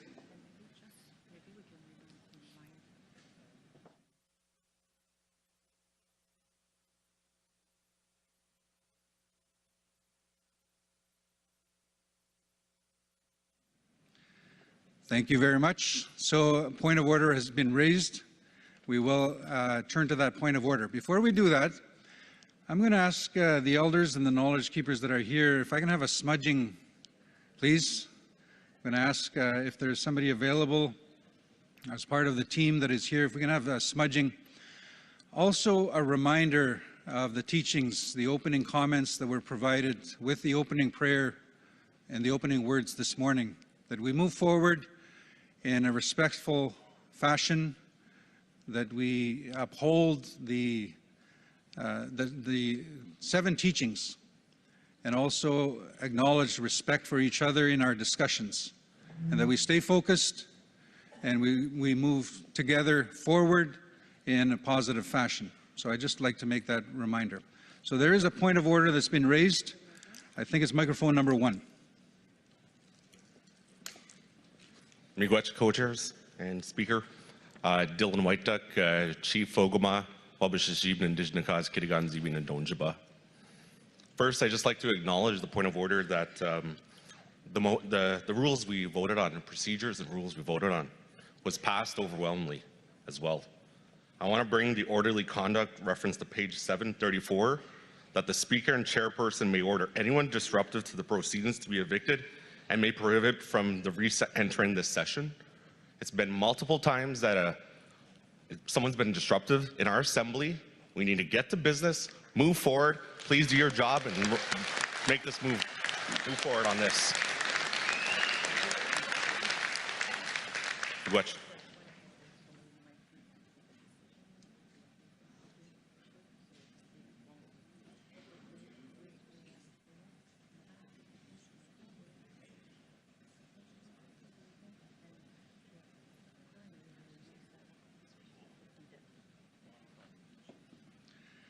Thank you very much for raising that point of order. Point of order is acknowledged, recognized, and as co-chairs, we will use that discretion if deemed required. So miigwech for that. I will go back to microphone number 2.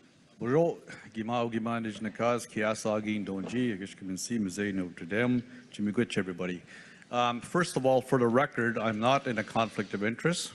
Secondly, yes, it's publicly known. I am suing the former national chief. That hasn't been adjudicated in court. I was told by my legal counsel not to discuss it publicly, but for the record, I've been cleared of any wrongdoing by the AFN. So let's keep that in mind. So thank you very much. I want to speak to the resolution though and get back to the business at hand. I'm okay with the resolution, but I kind of would like the suggestion that was made by Regina that instead of having an election in December, that we extend the term of office until next July, because we're going to have an interim leader for 6 months and then the term will be 3.5 years. I would rather myself, again, I can't speak for the whole assembly, but that we extend the term of the interim leader until next July, and then we have a full election that will carry out for 3 years. And I'm not sure, I didn't get a chance to read the rules. Perhaps legal could look at that and to see if that would be a possibility, as long as it was good for the mover and the second. But again, I want to make sure we're still following the rules of the charter and so forth. So that's my recommendation, that we allow the interim national chief to sit that term until next July, where we have a full election. But I'm not sure if the rules allow that. So I want to get clarification on it. But I support the resolution in any event. Miigwech. Miigwech. Thank you, Ogama. Chief King. couple of comments. So what I'm hearing is the recommendation is that we go with Proxy Crowchild's recommendation that there be an interim national chief until the end of the term, which would be a year from now. That is the recommendation. I will have to defer to AFN Legal, but right off the top, just a reminder that there was a resolution signed, sorry, not signed, but carried July, getting ahead of myself here, June 28th. As part of that resolution, it clearly indicated that there would be an election called for December of 2023. So that is actually very clearly in a previous resolution. So this would conflict with that previous resolution. So being aware of that, I'm not sure if that's still the position. If it is, we'll have to take that back.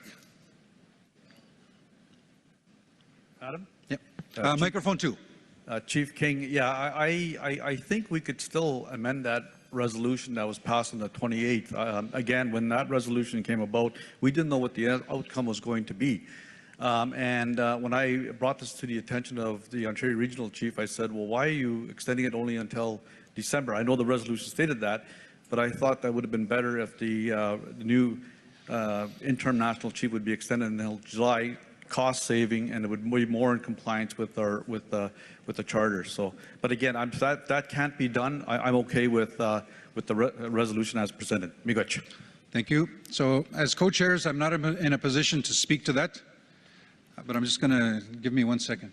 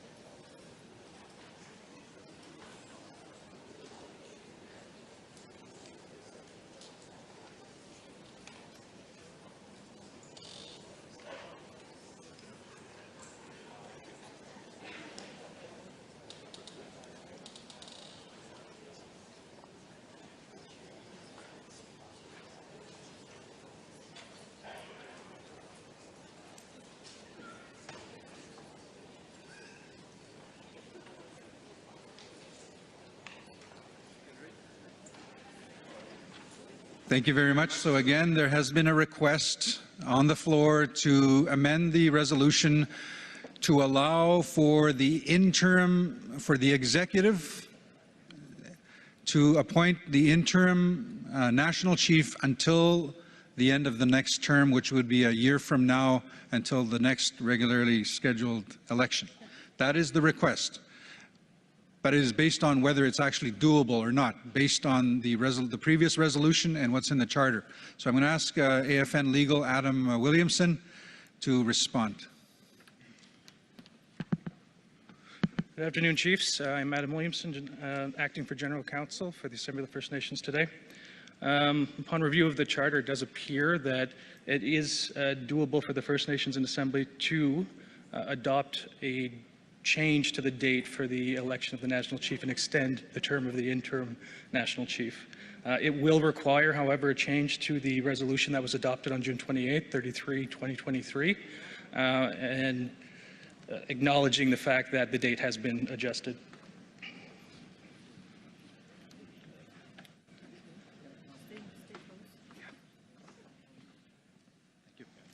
Thank you very much for that clarification. So with that, it is doable with some changes. So I'm going to go to the mover.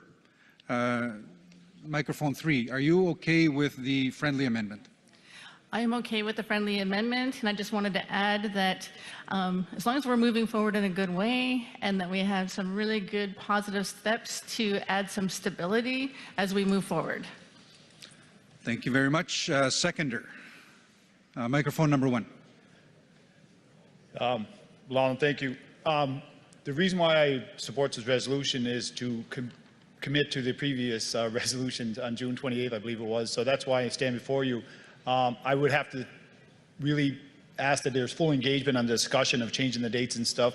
I think that due diligence for the Assembly would be to follow the Chiefs and Assembly recommendations, especially in the geopolitical environment that we're in.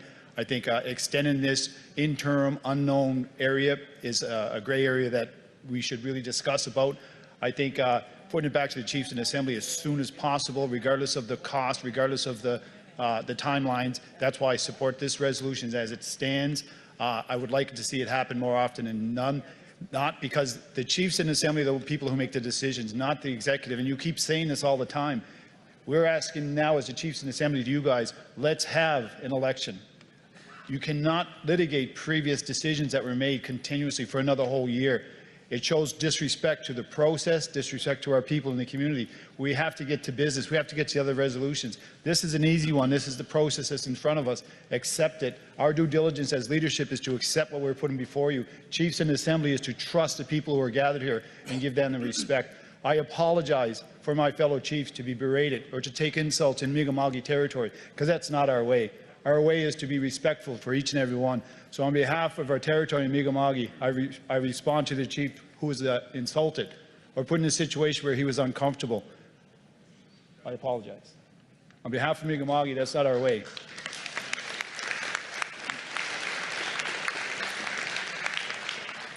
So it would be, I don't know the answer to the question.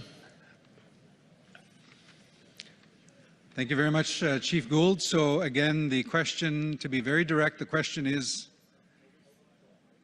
we're going to requalify the question? Okay.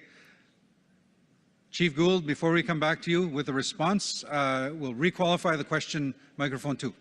Chief King, I'll withdraw the suggestion that we extend the term, and I'll go with the original resolution. Thank you.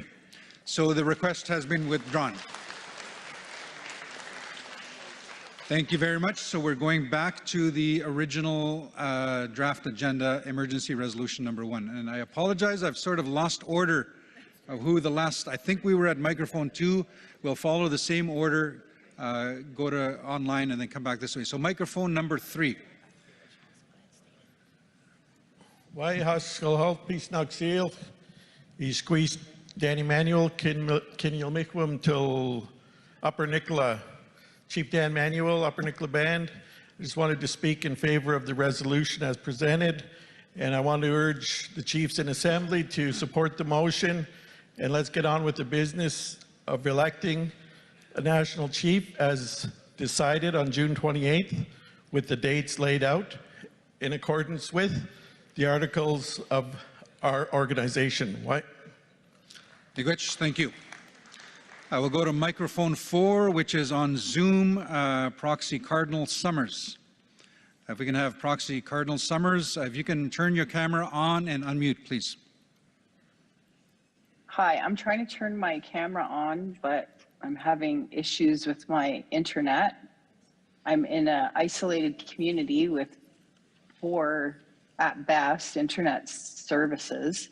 I just want to say that we keep talking about hanging on to process.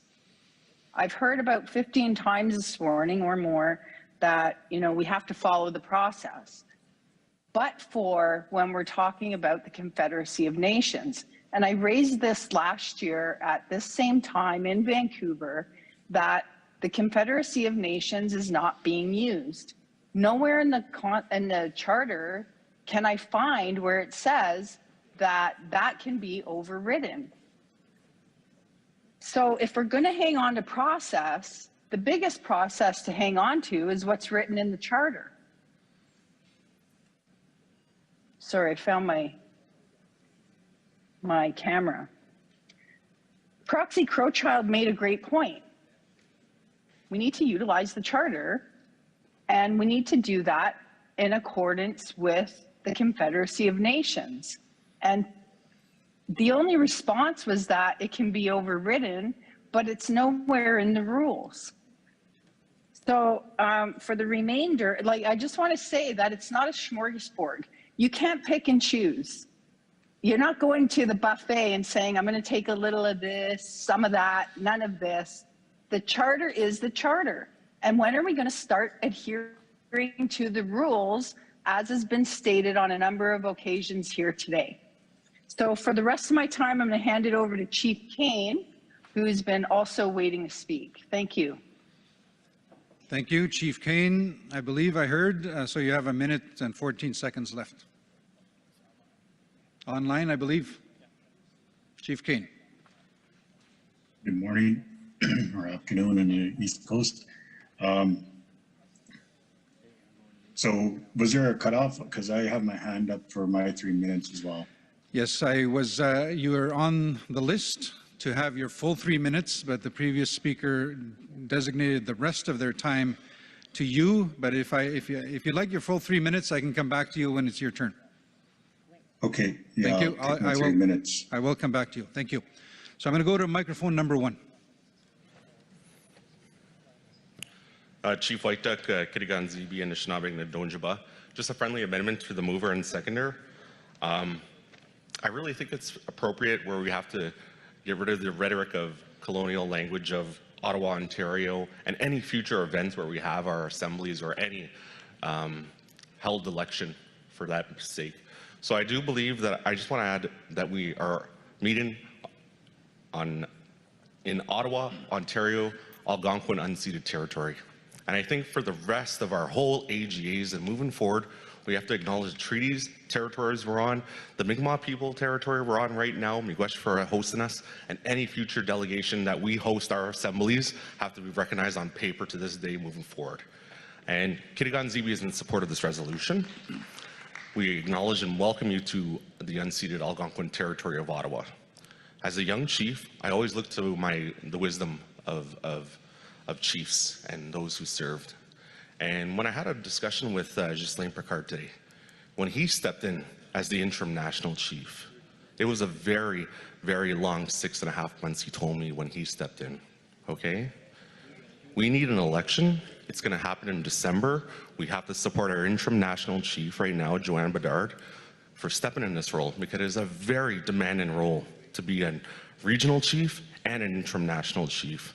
And Ghislain, Regional Chief Ghislain told me a little bit of wisdom this morning about that, how difficult it is. So we have to lift you. Kudos to you stepping in this role, and we have to move forward on this resolution and move quickly. So just a friendly amendment to include Algonquin unceded territory and any other location we move forward for any assembly. Miigwech. Miigwech, Shugama. So the recommendation is not in the therefore be resolved, but in the preamble, any reference to Ottawa to add in Algonquin unceded territory, and then in brackets it would be Ottawa, Ontario. So there are, I believe, 2 sections from what I can see, and that will be amended. So mover, are you okay with that? Yes. Seconder? Yes. Thank you. Miigwech. Again, we've had a lengthy discussion. We'd like to start to move towards a vote on the resolution, but I'll turn to microphone. Well, at this point, I'm going to close the speakers list. So anybody that's at the microphones now, including virtually, you're in there, but I'm going to close the list after that. Microphone 2. Good afternoon. Drew Lafon, proxy for Chief Kelly Wolf, Muskegee Cree Nation. This is just a comment, not questioning the wisdom of the position taken by the executive or the chiefs here, but just a point probably that may have to be referred to the internal legal, but, and this is further to the comment raised by proxy Regina Crowchild. in connection with the proposed term of 3 years and 6 months in paragraph 2 of the resolution seems to conflict directly with Article 22 sub 2. Obviously, the Chiefs and Assembly have the authority to make these types of decisions to extend the term of the National Chief, but is a formal amendment required in order to extend the term?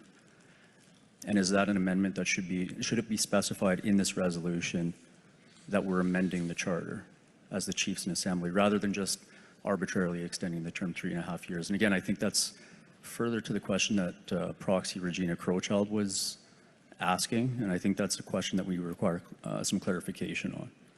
So thank you for your time.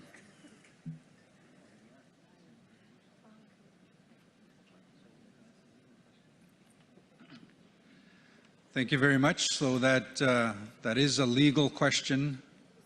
And is there a requirement for a charter amendment, I believe is what you're asking. As co-chairs, we are both lawyers, and we do have our legal opinion, but it is not our place to provide that legal opinion on behalf of the AFN. So I'm going to turn it over. I'm going to look to our legal counsel. Where did Adam go? To respond to that question. I'm looking to our resolutions team. Is Adam around? We do have a legal question. Okay, he's on his way. So thank you. Proxy, we may have to get you to repeat that when he returns, just so that we can provide a proper response.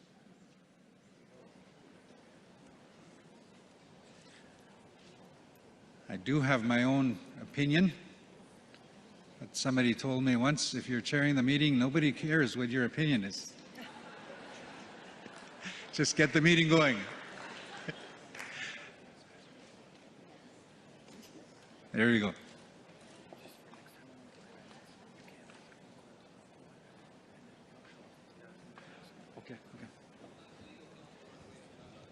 Okay, very good. So, Proxy, can we have you come back to elaborate and explain your question? Did you get the question? I think he's saying that it provides that it's 3 years.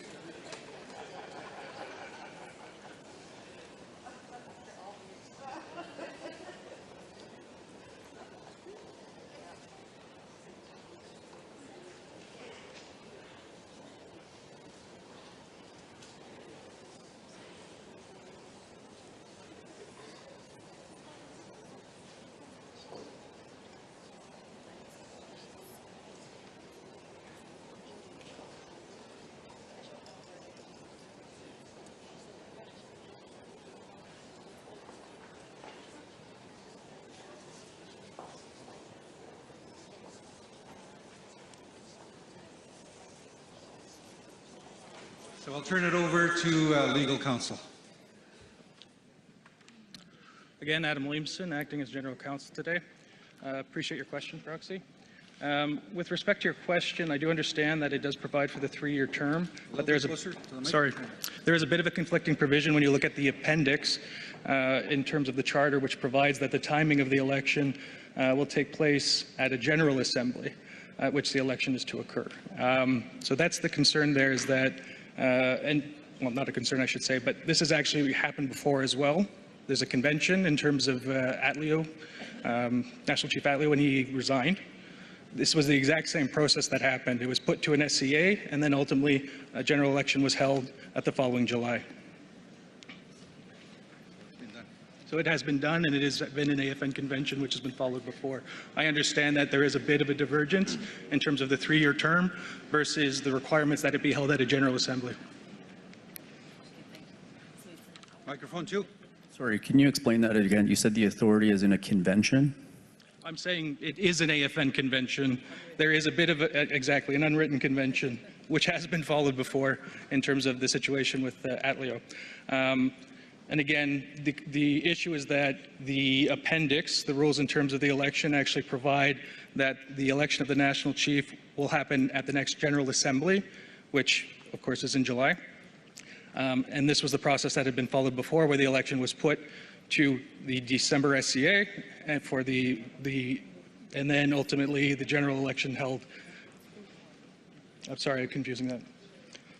Yeah, it was put to December, right? Yeah. It was put to December, and then the term extended to 3.5 years. My apologies. That's what I was trying to say. Yes, my legal advice that is an AFN convention. It has been followed before in terms of extending the term to 3.5 years.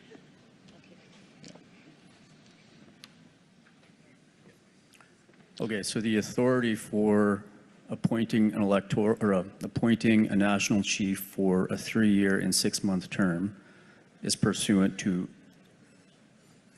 an unwritten convention that was followed once before as part of Chief Atleo's resignation. And I would say it's the disparity with the timing of the election provisions under the appendix with the provision that you're citing on the 3-year term. Because it basically calls for it to be held at a General Assembly, right? Okay, so I think that answers the question. And the unwritten convention arose once before as a result of the resignation of Chief Atleo. It was a circumstance with, yes, National Chief Atleo de Bellegarde, and the term was extended. And in that circumstance, rather than amending the charter on a one-time basis, the chiefs in assembly simply appointed a replacement for an extended term. Is that right? Like, we have to appreciate we're just trying to follow. No, I certainly understand. Here. Yeah, and I do see where you're coming from. But yes, that is what happened, and then the term was extended as a result. And we view that as an AFN convention, which has been adopted previously and would be acceptable in this circumstance.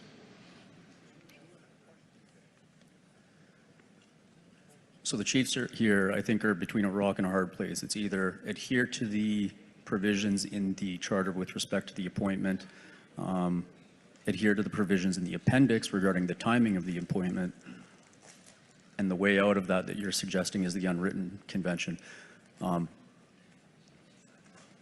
Is there any mention of the unwritten convention in the resolution? Yeah. I'm sorry? Should we be making a reference to the unwritten convention in the resolution?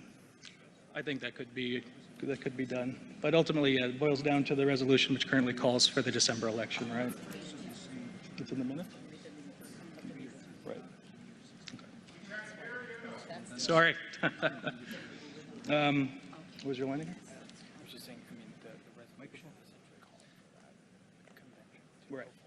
So they can't hear. A little bit closer. Sorry about that. Yes, just discussing. So effectively what the resolution was calling for was the adoption of the previous convention that had happened in terms of the transition from Atleo to Bellegarde. And again, to put it into writing, certainly I would understand. Okay, I mean, I'll leave it to the chiefs here. It's a suggestion just because adopting a resolution in contravention of a clear or express written rule in the charter, if it's being done pursuant to another authority, it would be helpful to identify the authority in the resolution. It's just a suggestion. But thank you for your time. Great, thank you very much, Proxy, for those comments and that discussion. Microphone 3, up to 3 minutes. Chief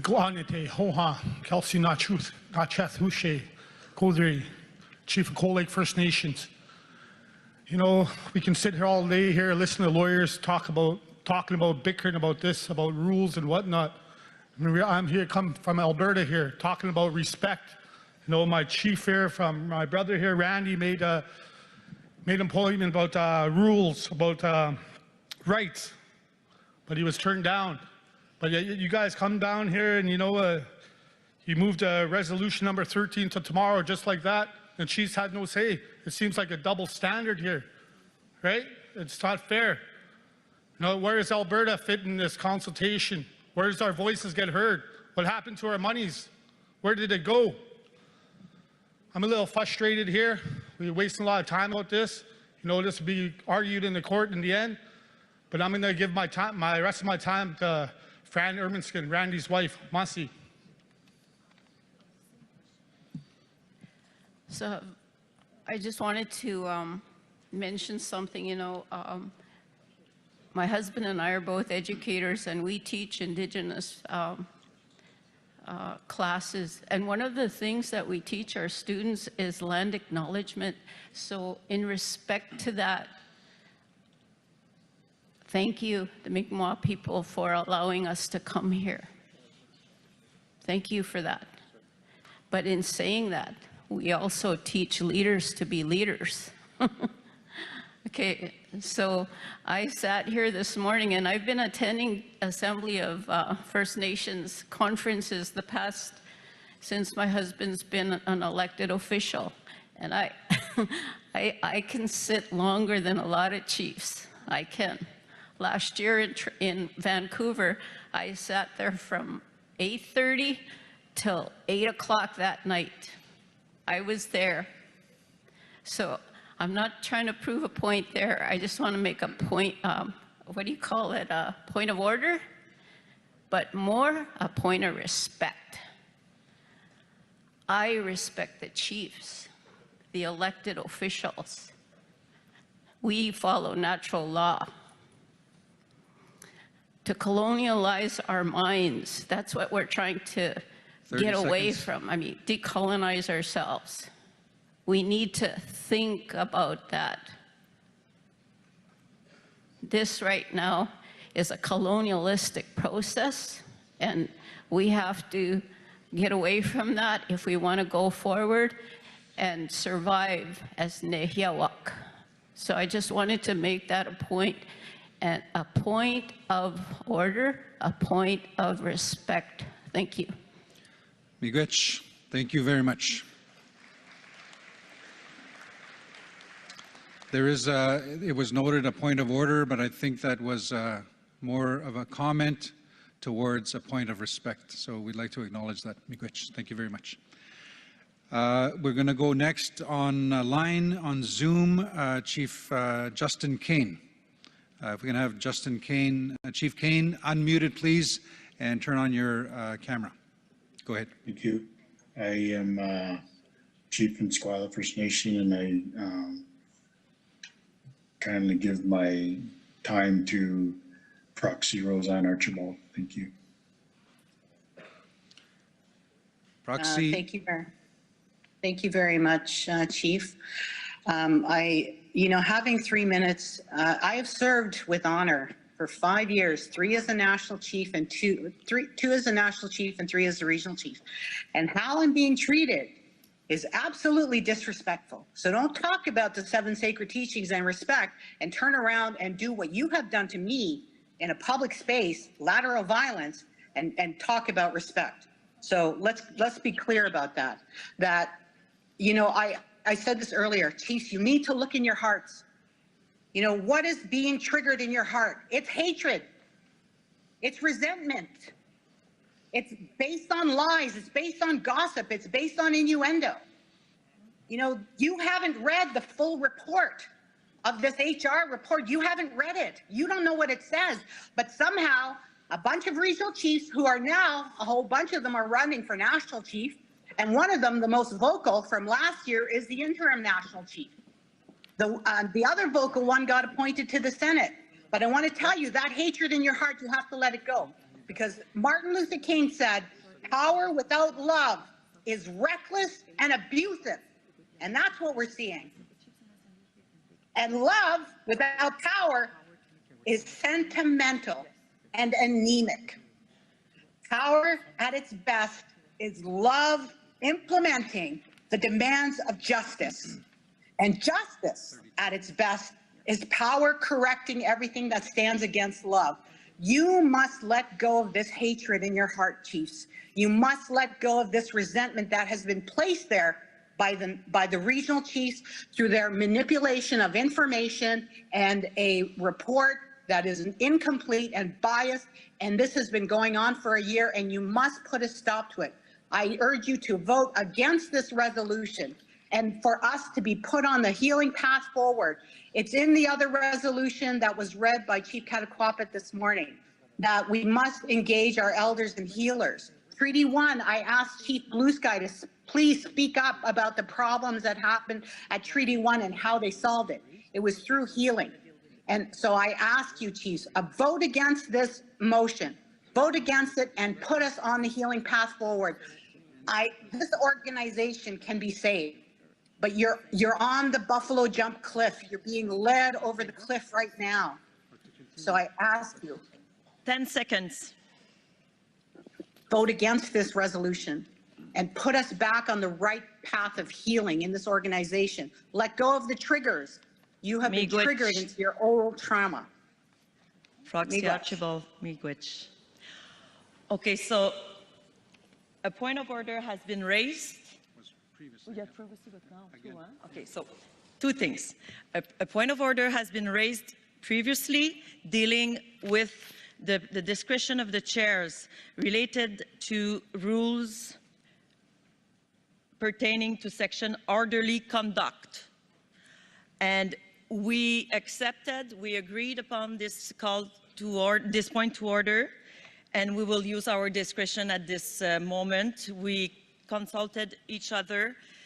I'm the one addressing the assembly right now and not my co-chair because we felt he might be a bit in a conflict of interest, meaning that the former proxy was referring to him, so that's why I'm here. But we have a unanimous decision here, and we will use rules 32 and 34, and we really want to get business done, and we really want to make sure that decorum here is respected and that you all feel respected, heard, that you can speak. The right to speak is very important, the right to vote as well for all of you. So thank you for your patience. And on that, the decision of the chairs is to no longer, and really, it's very difficult for me to say that today, but the decision of the chairs on the point of order is to refuse to admit any longer proxy Archibald in this AGA pertaining to rules. So thank you for your comprehension, your patience. And on that, I will turn the floor over to my colleague, Adam. And it must be a bit difficult.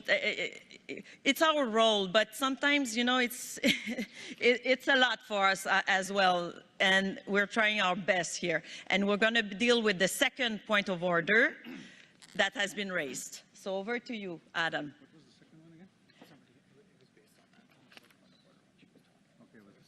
Oh, easy.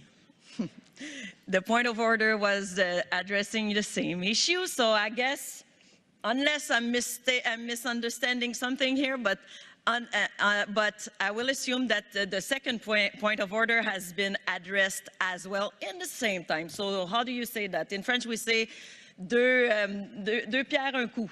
You're killing two birds with one stone. Floor over to Adam, and with the aim to go to a vote anytime soon. Thank you very much. Miigwech, thank you very much, Weena. So the resolution is on the floor. Chiefs, delegates, ultimately it is your decision. You will make the decision. So with that, I'm going to go to microphone number 1. We're hoping to wrap up and then have you make the decision. Microphone number 1. Yeah, good afternoon. I'm Chief Bob Gold of Millbrook First Nation here in Nova Scotia, Band 027. First and foremost, I'd like to welcome each and every one of you to Mi'kma'ki, to our unceded territory of the Mi'kmaq people. Question: can we vote? Question has been called. I know the next speaker is at microphone number 2 and he's dying to ask his question.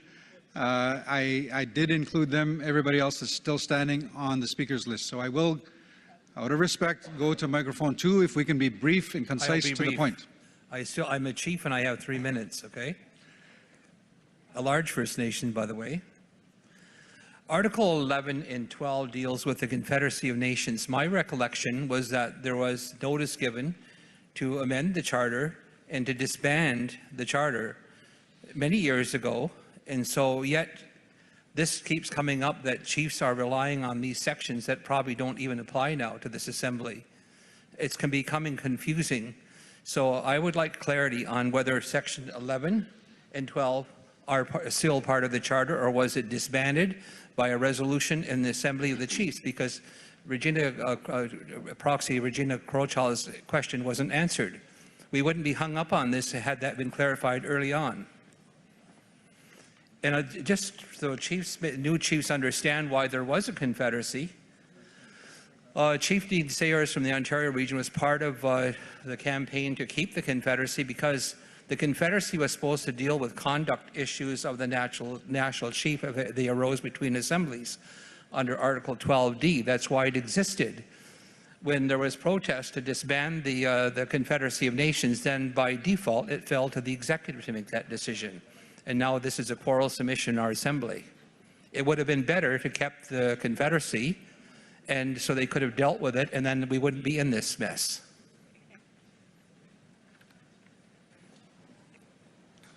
Thank you very much. So we're just consulting with the legal team who you've asked the question. And Chiefs, I just want to remind you, you can ask questions. The reason the lawyers are here is to respond to your questions. So you've asked the question, they will have that discussion and they will respond. That will take a minute. So if you can just stand by, Chief Miracle, and then I'll go to microphone number 3. Microphone number 3.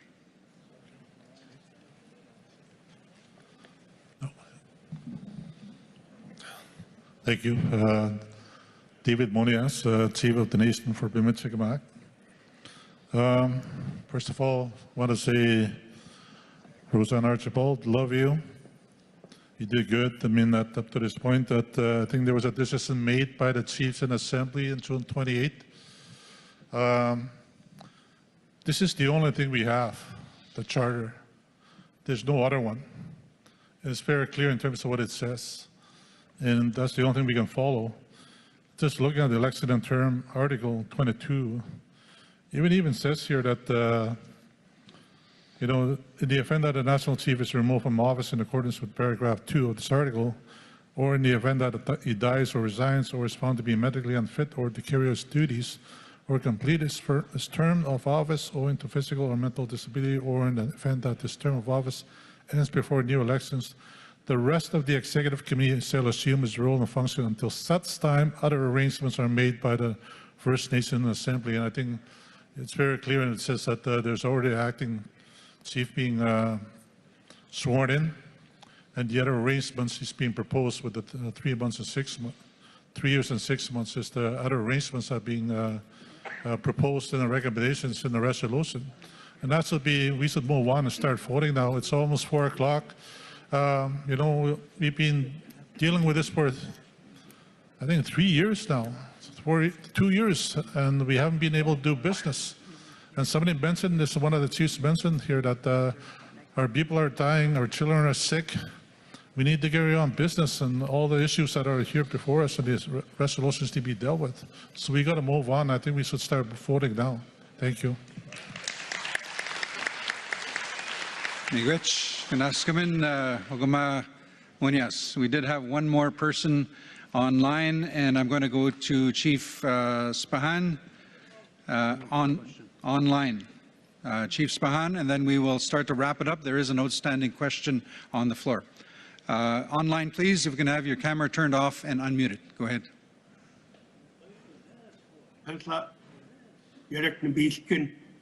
In Jawa and Squashley Spahan Cook Bevan Slutku in the Cup Nation, talking to you from the unceded territory of Insuletku, here in Coldwater, the interior of British Columbia. I'd like to thank the Mi'kmaq people for allowing the assembly to take place in their lands. and for the work being done on their house. In regards to this resolution, I'm totally against it. And I'd like to know about the question being raised about resolutions in the 5-week period, because when you look at this resolution and it's being deemed as an emergency resolution, but yet there's been talk about 5 weeks prior. It hasn't been 5 weeks. This resolution was done after the 28th, and it doesn't seem to fit the criteria of how the charter is. And it should be deemed illegal. So I have a few questions. I hope you can answer them. Buxton. Thank you very much. Chief, if you can proceed, you have a minute, 43 seconds with the remainder of your questions. There's been a lot of talk about respect in this meeting. And you look at the chiefs on the floor that are being cut off, the elders, we always seem to be only given 3 minutes of time. But yet, coming from the chairs in the assembly, you talk about the respect of the chiefs in the assembly, being a special chiefs assembly, but yet we're not treated with respect. And it's always us being cut off as leadership. I've raised this issue in the past at other assemblies. On the June 28th meeting, just so people who weren't there, there were over 18 chiefs that had questions. 3 of them were not allowed. They were cut off. But where's the respect to the chiefs when meetings like this happen? That is very disrespectful. That needs to change. Buxton. Thank you. Miigwech, thank you very much, Chief, for those very important comments, and those are acknowledged. Question's been called. There was one question outstanding on the floor. It was a legal question. We do have a response. Can we provide the response, and then we would like to call on the vote. There was a question, though, in the last speaker's comments, why we are dealing with this resolution. There is a resolution deadline, which is 5 weeks before the first day of the Assembly. That is the resolution deadline for on-time resolutions. There is a process to go through. There's also a criteria for emergency resolutions. So I'm going off the top of my head, but I'm just going to turn to my colleague for that section in the procedures for resolutions for either late resolutions or emergency resolutions.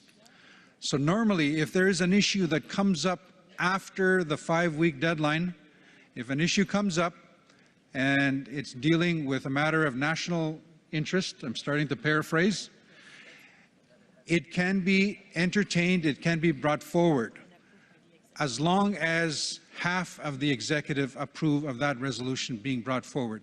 So that is the process for emergency resolutions, and that's why we're able to entertain this emergency resolution number 1. Just a response. I'm going to turn it back to legal, Adam, in regards to Chief Miracle's question. Close, a little higher. Thank you for the question. So I was able to consult, and it's my understanding that in the summer of 2022, at the July one, there had been a resolution speaking to the removal of the Confederacy from the Charter, but it had been withdrawn. Yes.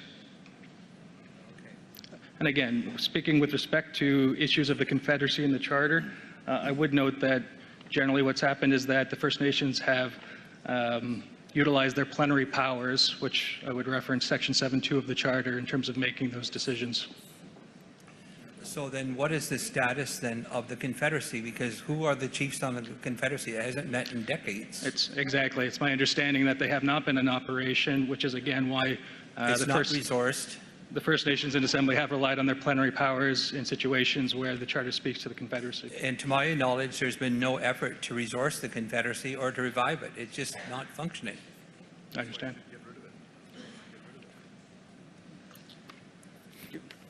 Point taken. Thank you very much. Question has been called. I'm looking to the technicians on Zoom. If you can please open the polls online. A reminder, if you are online, polls are now open. There should be a screen right in the middle, and you either vote yes, no, or abstain. So I will ask the question in the room. Chiefs, it's your choice, your decision. Any opposition to the resolution before you?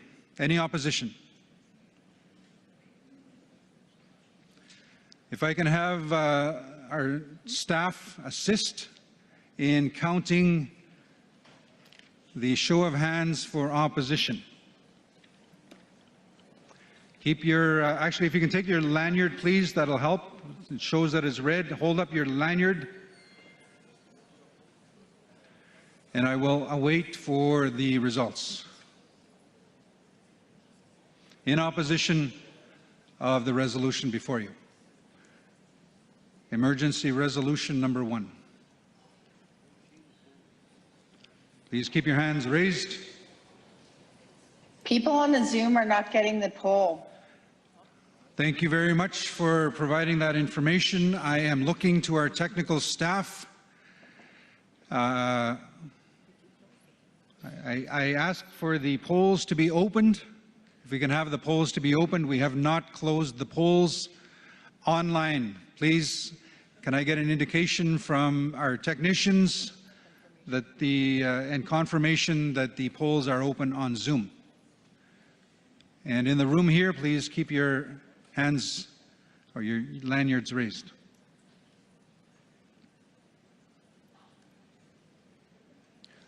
Again, I'm looking to our technical staff. Can I get confirmation that the polls are open and those joining online can vote?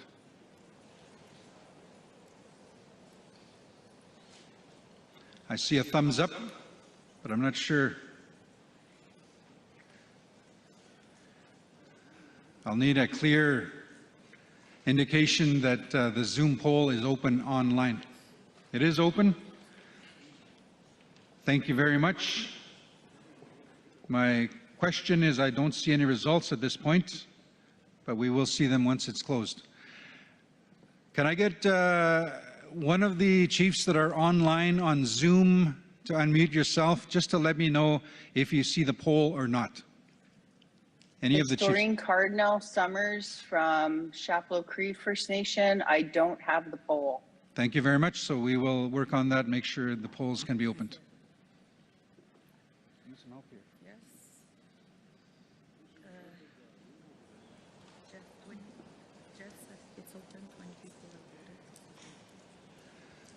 I am told that the polls are open, that 20 people have voted. So I just need to clarify online what the issue is. I am told that 20 people on Zoom have voted. In the room, have you done the count? Okay, people's arms are getting sore. You can lower your arms now. In the room, the polls are still open though, online. So we're just working with our technical staff just to make sure that everyone has an opportunity to vote, including if they're joining virtually. Is there somebody that can indicate if you're on virtually on Zoom, have you voted? Can somebody indicate? I have. Not everyone has. Sorry, say again? I have, but not everyone has the ability. Okay, so you have voted. Thank you very much. I have, yes. Thank you very much. I have voted as well online. Thank you. So I will close that now. So I am getting an indication that the polls are open electronically.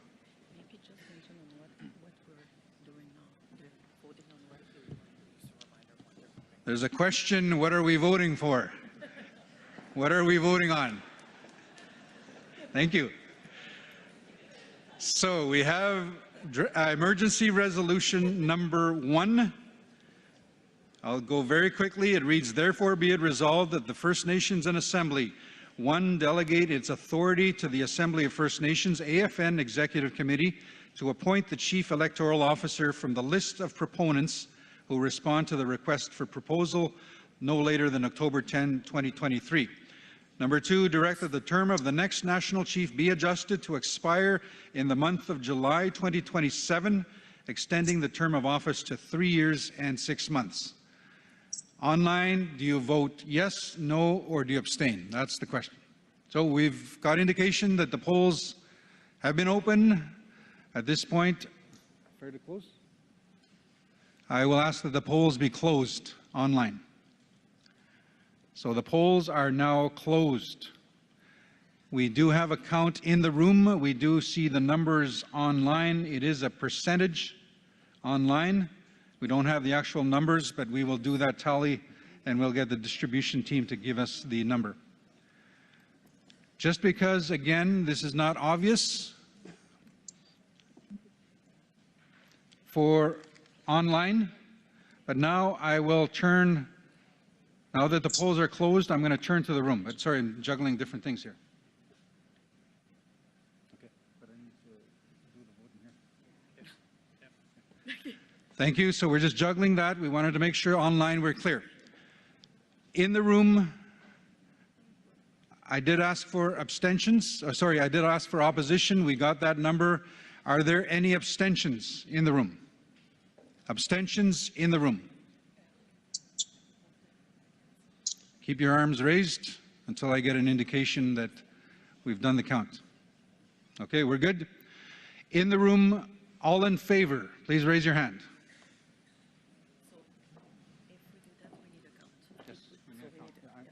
Just for this one, I need it. Yes, good. We will do a count. We will get a count, so if you can leave your lanyards in the air. It's good to get some exercise.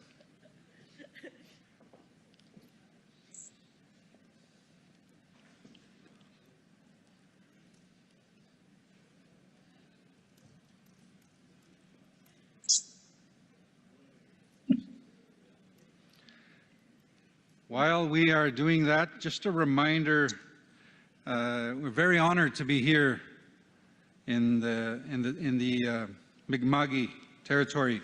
A reminder this morning, I indicated the name of this exact area, Jibuktuk.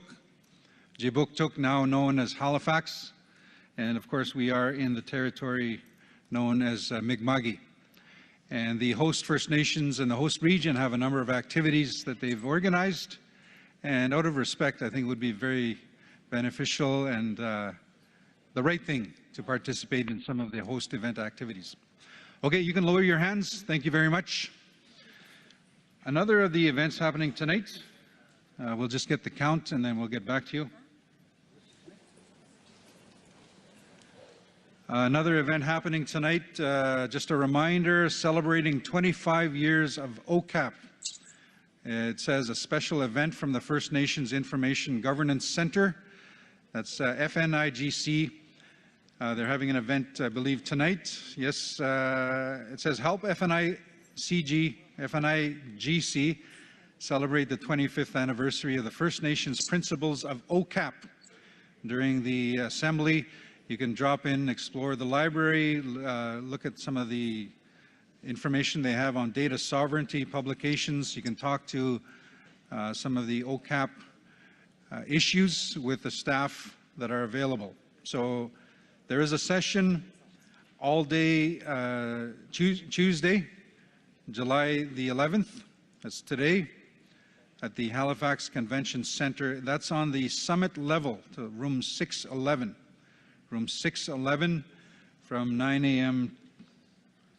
to the end of the day. So they will be wrapping up shortly. There's also a reception happening 5 o'clock to 6:30 local time, Atlantic time. Just a reminder, something to take in. And again, just waiting on confirmation of the vote count so that we can get a proper indication, those that voted online, but also in the room.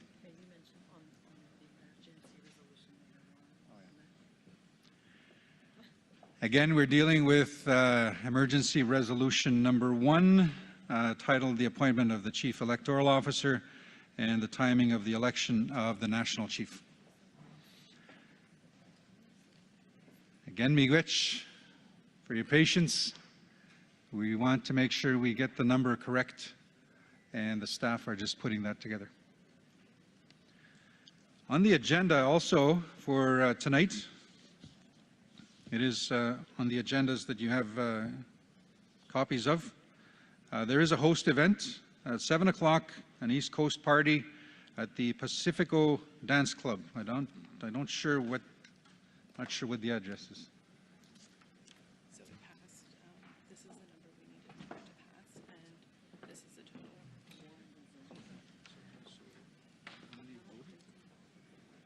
I don't have the, I can calculate it quickly.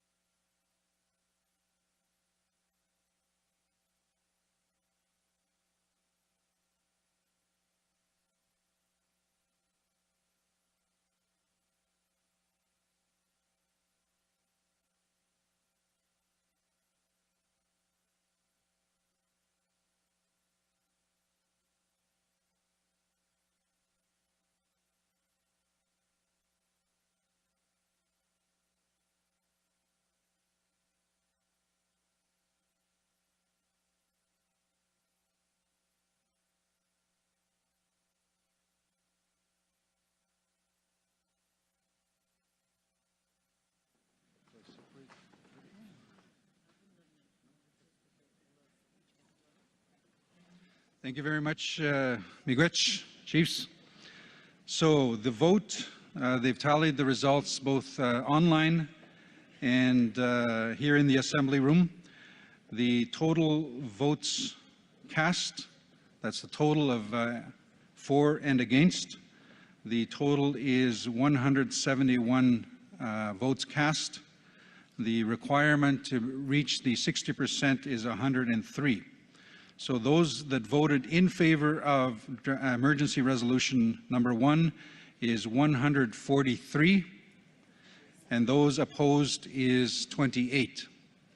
This is not taken into account, but just so that you're aware, there were a total of 7 abstentions. So with that, resolution is carried. Thank you very much.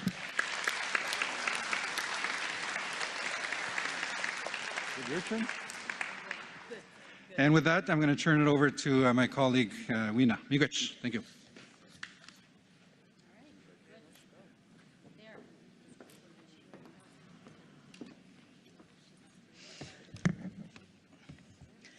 I want to congratulate my co-chair for his time, but good thing he's not a woman. He has very comfortable shoes, so not in pain for him. But if it was me, well, another subject. But so congratulations on the resolution that just passed, and we will now move on to the next topic on the agenda for today, this first day of the 3 days AGA. And this is a report from the Chiefs Committee on the renewal, the charter renewal. And there's also a draft resolution to deal with. So 30 minutes have been set aside on the agenda for this, including both the report from the Chiefs Committee and the dealing with the draft resolution number 4.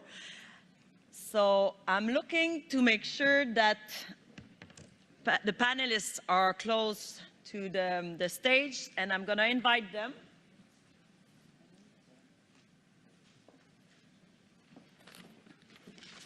So on that, I will now invite Chairperson Kelsilem and Chief Dean Sayers, both co-chairs of this Chiefs Committee on Charter Renewal. Yes, so thank you. Oh, hello, I didn't see him behind me. So thank you very much. So can we assume that approx 10 minutes is needed for the presentation. Yeah. And then we'll still have another 20 minutes for discussions and voting. Thank you very much. Over to you.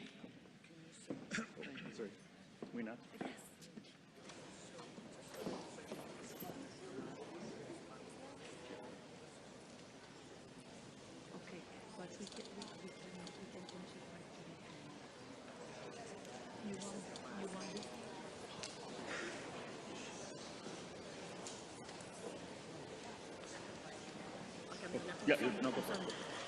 Yes.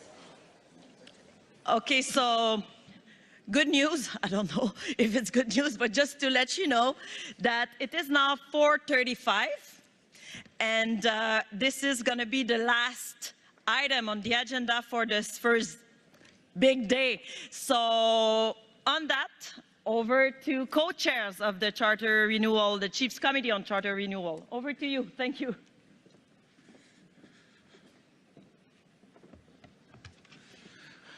Tanoya Pansakwetol. Just give me 2 seconds to get adjusted here. I'd like to acknowledge we have Chief Dean Sayers, who is the Ontario representative on the Chiefs Committee of Charter Renewal and has been working with me as one of the co-chairs for the last number of months. I've been the co-chair of this committee for the last year and been a member or alternate on behalf of British Columbia for the last 2 or 3 years. I also have Chief Brendan Mitchell, who is interim regional chief, as well as now the portfolio holder for the Chiefs Committee on Charter Renewal, as appointed this week. And I want to thank the National Chief Bernard for the support and the Executive Committee for the support, and Brendan has been a part of our committee for some time as well. So I hope to provide an update to all the chiefs and leadership on the important work of charter renewal. As you saw earlier today, we have this document called the AFN Charter, and it sets out the foundational principles, purpose, and process to guide our organization. And I hold my hands up to the past leaders, many of whom are no longer with us, who had the foresight in 1981 in Penticton, in 1985 in Vancouver, when they first voted to create the Assembly of First Nations, to write the AFN Charter, and to adopt it. And in the words of George Erasmus, who is one of our committee members, former national chief, he shared with us, in the last year, that when they created the AFN Charter in '85 and they adopted it, he said it was always intended to be a living document, that it could change over time as the needs and aspirations of First Nations leaders change. So I hold my hands up to our past leaders. So charter renewal has been an ongoing conversation within the Assembly for some time. There have been various attempts and reports, commissions, to look at our national organization and to make recommendations on restructuring of the national organization. In 2005, the Assembly of First Nations created the Renewal Commission, and I hold my hands up to Wendy John and Joe Skokelman, who were the co-chairs of the 2005 Renewal Commission. And they, after 2 years of consultation and engagement across the country, tabled a report with 57 recommendations for renewing our national organization. Since that time, a number of those recommendations were eventually implemented, but most of the recommendations that were implemented were the minor modifications and minor changes. There was always still outstanding questions on structural changes, viable structural changes to improve our national organization. Our committee over the last year used the 2005 Renewal Commission report as a basis for furthering the recommendations within that report, or some of the recommendations in that report, and in particular, recommendations on topics that we feel are viable recommendations to bring forward. Am I able to control the slide deck or staff? Okay, no worries. So today, the Chiefs Committee on Charter Renewal is very proud to announce the release of our report called Making Us Stronger, AFN Charter Renewal 2023. Our report that'll be made available to delegates outlines 12 draft recommendations, and I want to emphasize that draft recommendations in 12 areas so that we can share the analysis and recommendations with the chiefs, leadership, regions, to then ask for your input and feedback on these recommendations. We want to hear from the chiefs and leadership across the country on some of the recommendations that we are bringing forward. And we hope to listen to you as you review the recommendations and provide feedback on those recommendations so that we can bring them back to you and incorporate that feedback at a special Chiefs Assembly later this year. The report is a culmination of a years-long discussion amongst the Chiefs Committee on Charter Renewal. Many of the ideas have been workshopped and evolved in attempt to address the various issues that have been raised. And a good example of this discussion, and I want to acknowledge my colleague, Chief Dean Sayers. You know, we talked about the Confederacy. We talked about the various viewpoints of the Confederacy. I want to acknowledge Chief Gould, who is also a member of our committee, and lots of various opinions around some of these topics. But what's been really amazing for us as a committee is to come together and listen to each other and try to find a win-win solution that could address all the concerns that have been raised. And so when Chief Dean Sayers came to our committee and said, I have a mandate from the Chiefs of Ontario that they want a Confederacy or Confederacy-like structure to be in existence in the AFN, we took that and tried to understand what can we do to improve our structures like the Confederacy. So that's an example of the work that we've been doing. We're very grateful for the support we've received through this work from the Executive Committee and all the chiefs that have been a part of Charter Renewal for so many years now. Our committee was created in 2017 by a resolution of the chiefs.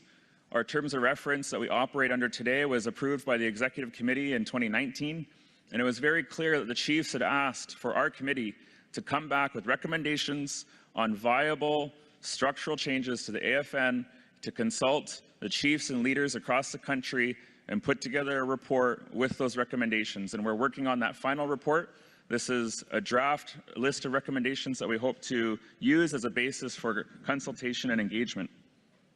So the recommendations within our report identify a number of areas that we see an opportunity for improving the language of the Charter, the structure of our organization, to create consistency in the language that's used, to make it readable and understandable for all of our leaders, but also to advance the best practices in good governance that we have seen evolve across the country, and including in regions like British Columbia, or Yukon, or Ontario, and many others.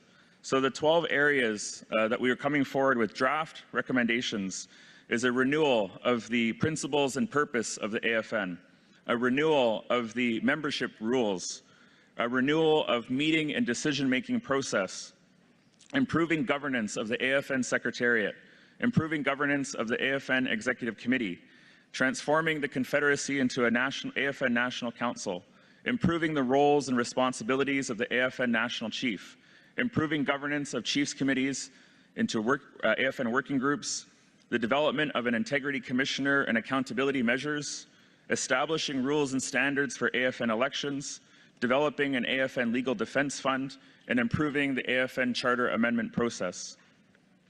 The Charter Renewal Committee is excited to invite the AFN community to provide feedback on the draft recommendations for the Assembly of First Nations Charter Renewal. Our aim is to foster inclusive participation, enhance awareness and understanding, and build trust and confidence throughout the consultation engagement process. The invitation is extended to current and former chiefs, councillors, First Nations technical staff or advisors, tribal councils, regional associations, alliances, current and former regional chiefs, national chiefs, AFN Secretariat technicians, regional offices, our advisory councils like the Knowledge Keepers Council, Youth Council, Women's Council, 2S LGBTQIA+ Council, Veterans Council, and many more. We invite the AFN members, chiefs, leadership, other stakeholders to take our survey that is being launched today on our draft recommendations.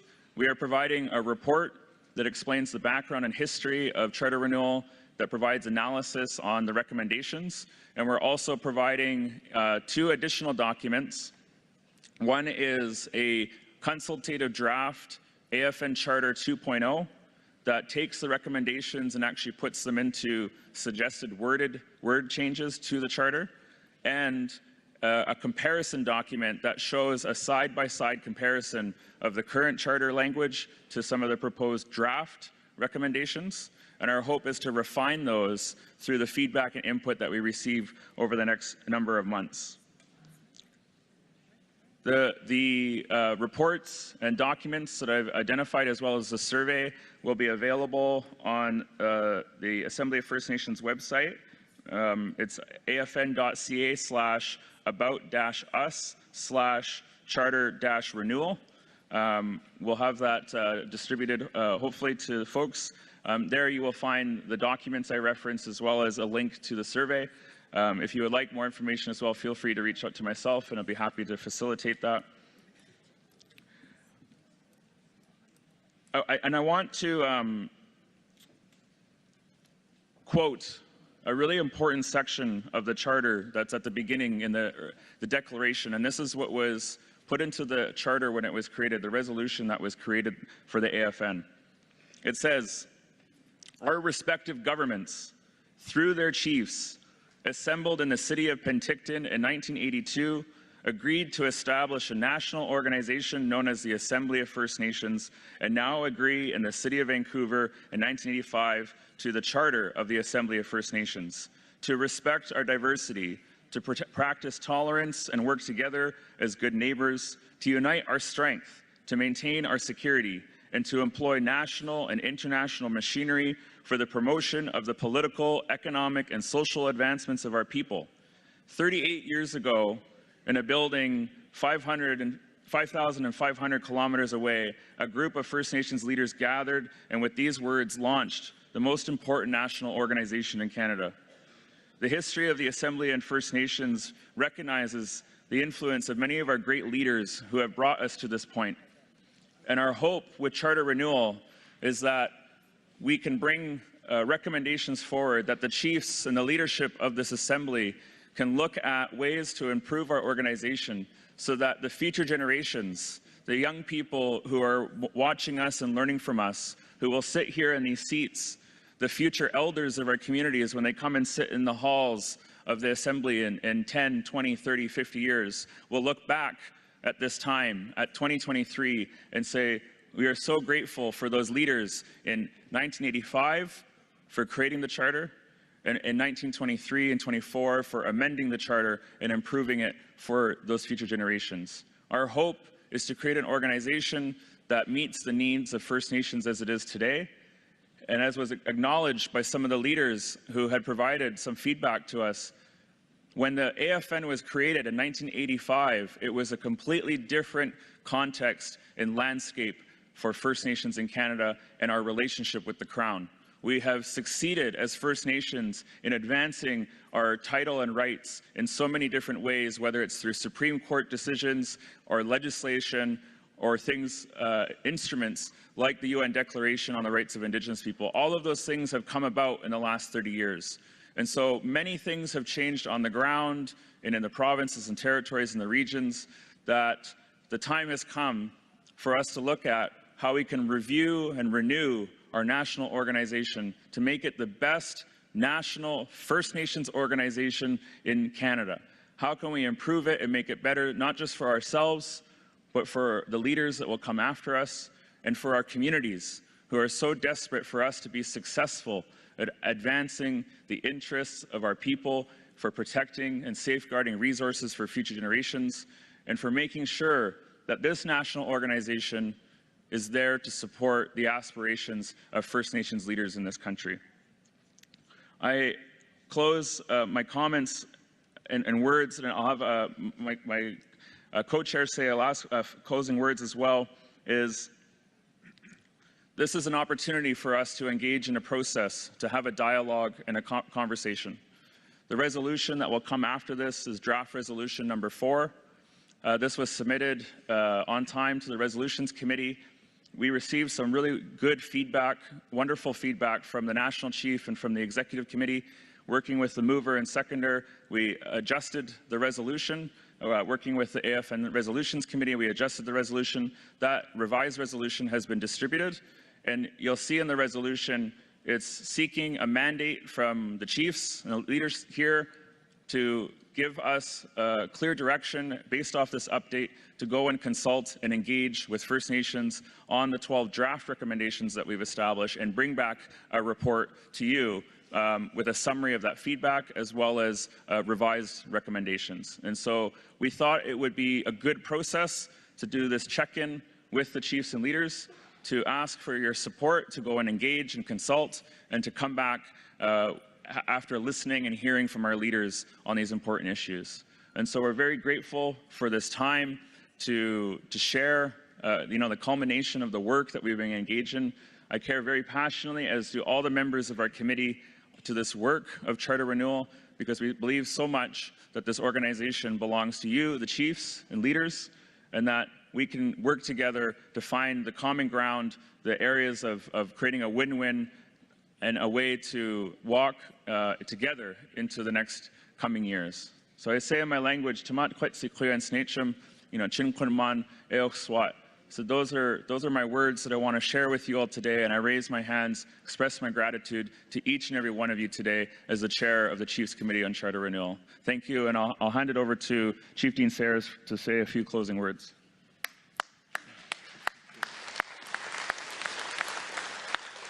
Bonjour, Kinewea. Good afternoon. I'm Chief Dean Sayers. I'm from Batchewana First Nation in Ontario, and I really appreciate the confidence of the chiefs in Ontario to have me take some steps to ensure that the wishes that we have as far as process is concerned around the evolution of the AFN are pursued, and our expectations are protected through the processes that I've been a part of for a number of years now, and it's been a really great experience. As I came to the Assembly today, and as I drove in from Ontario and was able to experience a lot of First Nations all the way across from Baoting, from Sault Ste. Marie, I was really blessed with seeing the diversity of our people, no matter where they are.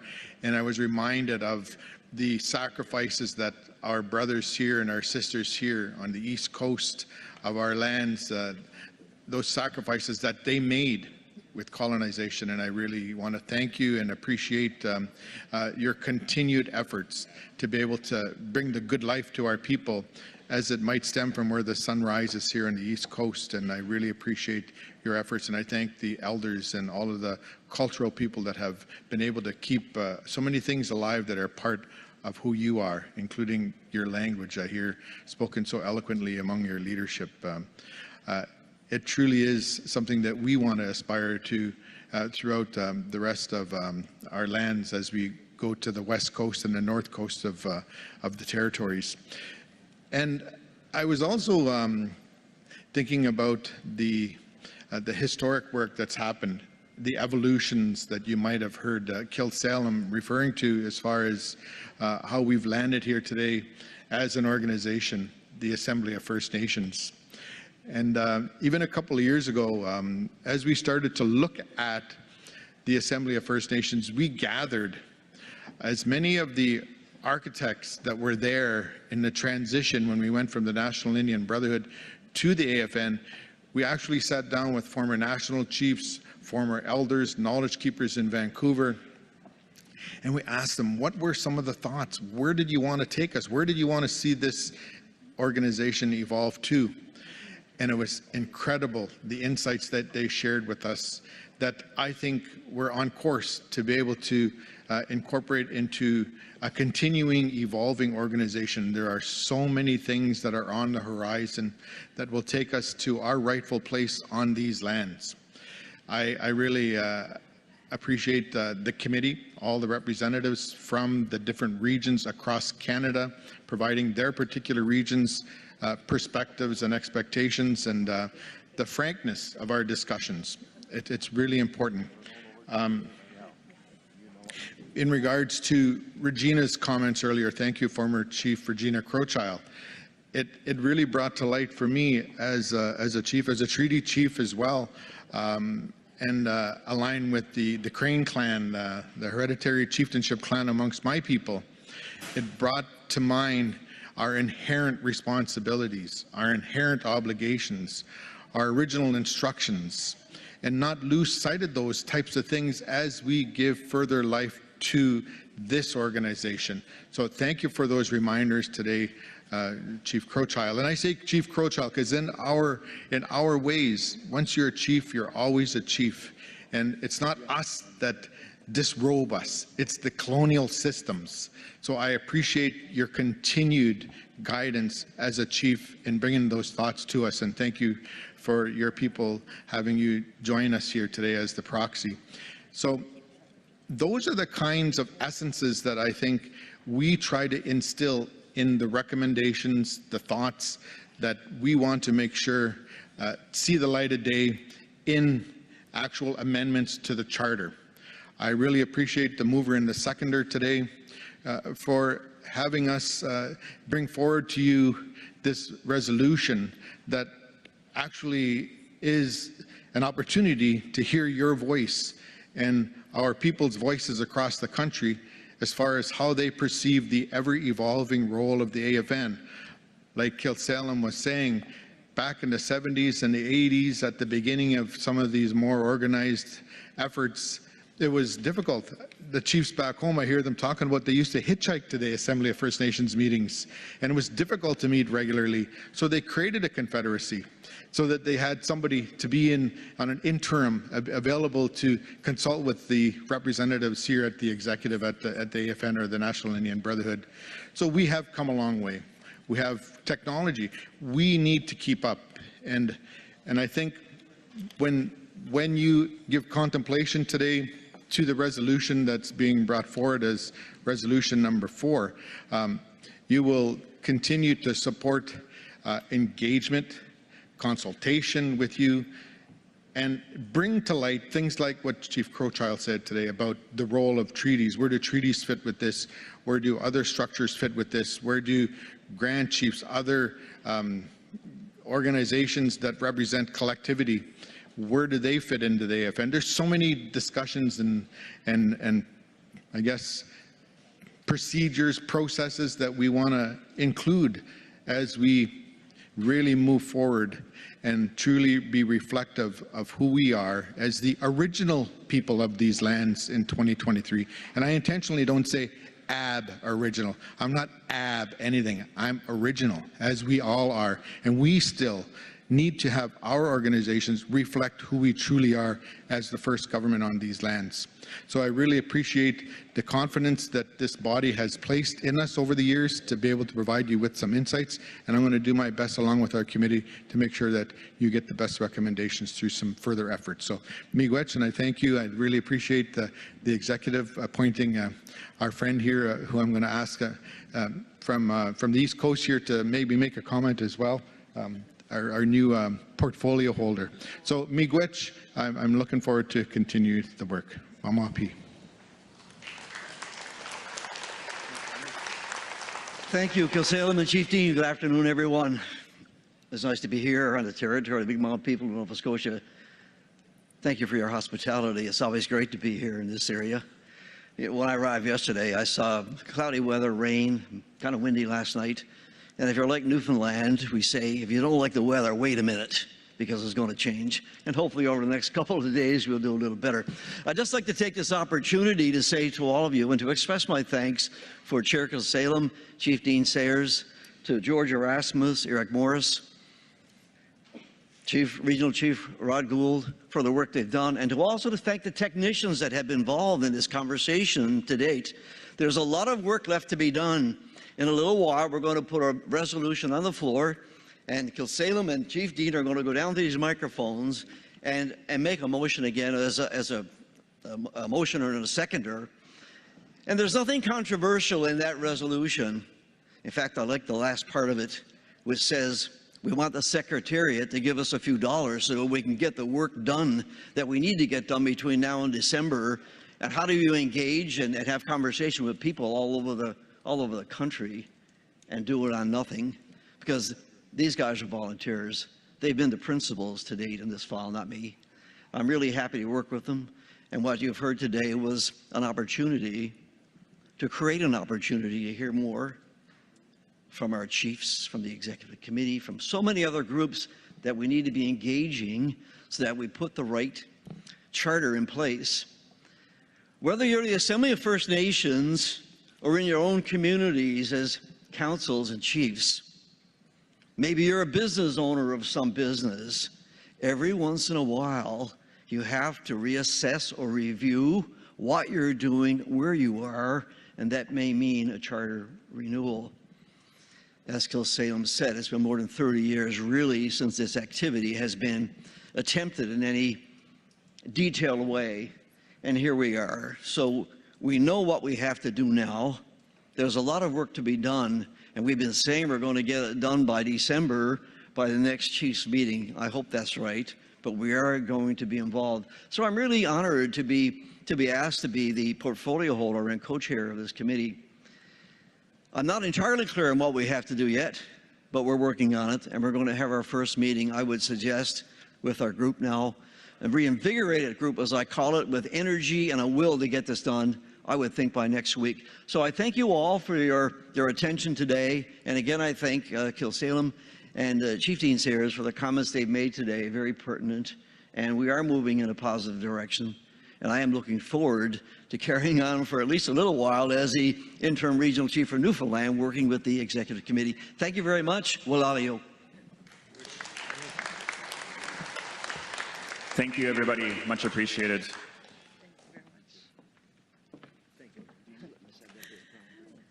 Thank you very much, Chimigwech, but they won't go very, very far because we will now be dealing with the resolution, the draft resolution number 4 that we included this morning in the amended agenda that you adopted this morning. So this draft resolution number 4 is related to this report on charter renewal, and as they explain also, the mover and the seconder work together with the resolution committee, and as a result, a new version of the draft resolution number 4 has been distributed to you all, chiefs and proxies. And as this is essentially a complete rewrite of the draft resolution number 4, the original one, changes will not be, changes have been identified in red, but we will go through it together. Okay, so the revised draft resolution number 4, 2023 is entitled Chiefs Committee on Charter Renewal, Engagement on Charter Report.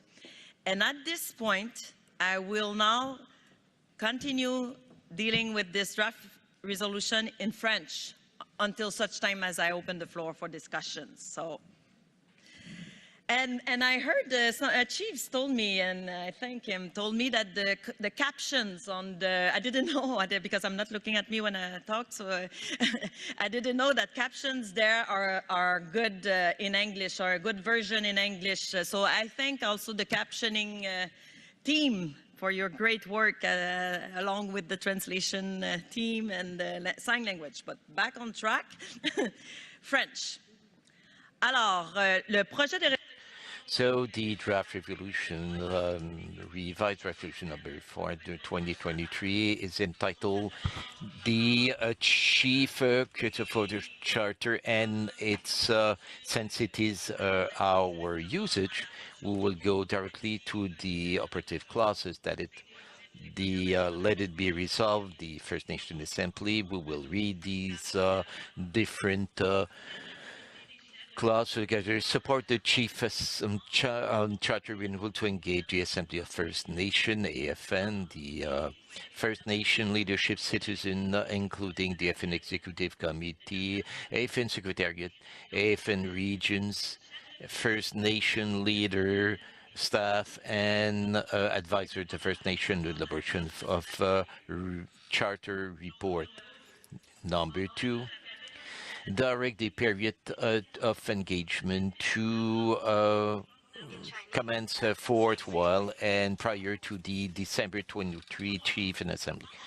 Number 3, direct the Chief Committee on the Charter Renewal to integrate the comment into a final charter of the AFN. A copy will be sent to the Executive Committee of the AFN for examination during the previous council. Number 4, direct the AFN Secretariat to look for the adequate resource for the Chief Committee on the Charter Renewal to facilitate the necessary engagement.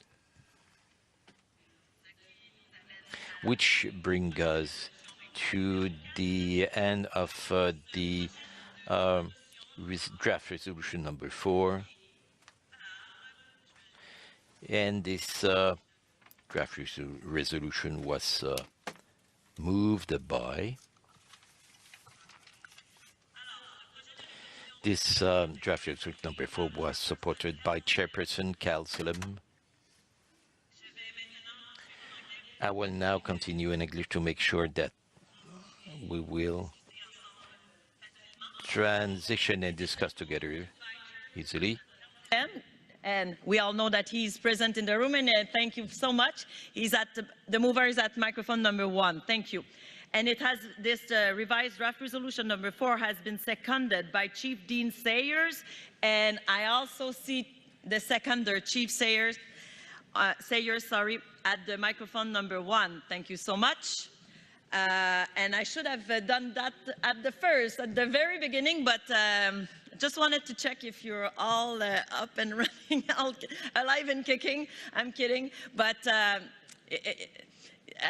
should have done that differently, but I think there's no mistake here. We're all on the same page, and we can now open the floor for discussions on this revised draft resolution number 4, and as per the rules of procedures, I would like to give the opportunity to the mover first to speak on that issue for a maximum of 5 minutes. So up to you, mover, Chairperson Calsilem. Microphone number 1, please.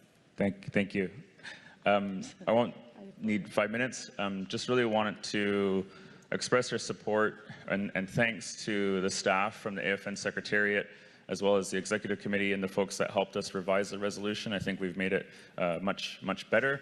And I think our hope, as I mentioned earlier, is just to be able to gather that support from the Assembly to move forward on sharing these draft recommendations, getting feedback on them, and coming back with another report. So that could look like lots of things. You know, if some of the recommendations need further time, or if they're too controversial, then we would be able to get that feedback. There might be some recommendations that have broad support, and we could bring those forward. But overall, we think that there's just an opportunity to actually move on with this work. For some of the chiefs that have talked to us, this charter renewal has been going on for a very long time, and we just really want to be able to bring these forward and actually make a decision one way or the other on them. So much appreciated to everybody for your help and support on this. Thank you very much, Chairperson Calsilem. So I will now give the opportunity to the seconder of this revised draft resolution number 4 to speak to it for a maximum of 3 minutes. Over to you. Microphone number 1, please. Miigwech, Madam Chair, Chief Dean Sayers, Batchewana First Nation. I don't really have much more to add. I was pretty thorough in my observations and how I perceived the resolution while I was helping with presentation up there. The only thing that I think I wanted to make mention of was that, you know, we seem to be challenged in how we are doing business periodically in these assemblies from a few different perspectives. So here's an opportunity for the chiefs, the leadership, to have some input in how we evolve and what the charter can reflect, so that we're consistent in how we operate in the future in a more fluid, in a more modern, and a more balanced, healthy perspective in how we conduct these assemblies and how we at the AFN operate on behalf of the Assembly and all of the leadership across the country. So it's a great opportunity. I'm hoping you support the continued engagement with the leadership as per the resolution that we've put forward today. Miigwech. Miigwech, Chief. Okay, so now that the floor is open for further discussions, and I will go next to the microphone number 2, then 3, then on the Zoom platform. So over to microphone number 2, please. I would like to thank the Charter Renewal Committee for the work they're doing. There was a number 3 wasn't put up on the screen. We just saw items 1 and 2, but our resolution has a 3rd bullet point. At this moment, I'm just going to ask if we can please put the Google Drive for live amendments, because now we have the capacity, the possibility to all see the amendments made live by the resolution committee. So if you could please put it up on the screen. Thank you so much. Over to you. Okay. You know, the turmoil that we've had in this assembly, you know, goes back to what is the authority of the executive and what should this confederacy be doing to deal with conflict within the executive.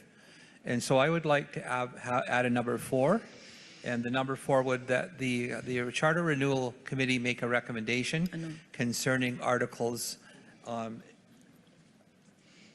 that deal with the Confederacy of Nations, Articles 11 and 12. Should it continue to exist and be funded, or should it be disbanded? Miigwech, I will ask you to please stay close. And just to make sure, Chief, you mentioned number 4, but do you mean a number 5, or your microphone number 2, please? 5. It'll be number 5. Okay, so I'm going to check with the resolution committee to make sure that they did capture the wording correctly, and I'll get back to you after. We'll all read it together. It's going to be up on the screen in red, in track changes. But I want to make sure. Ask him to reiterate the charter specific clause. Okay. Yeah. I see that the resolution committee is talking with the chief on the proposed language for this proposed amendment. So.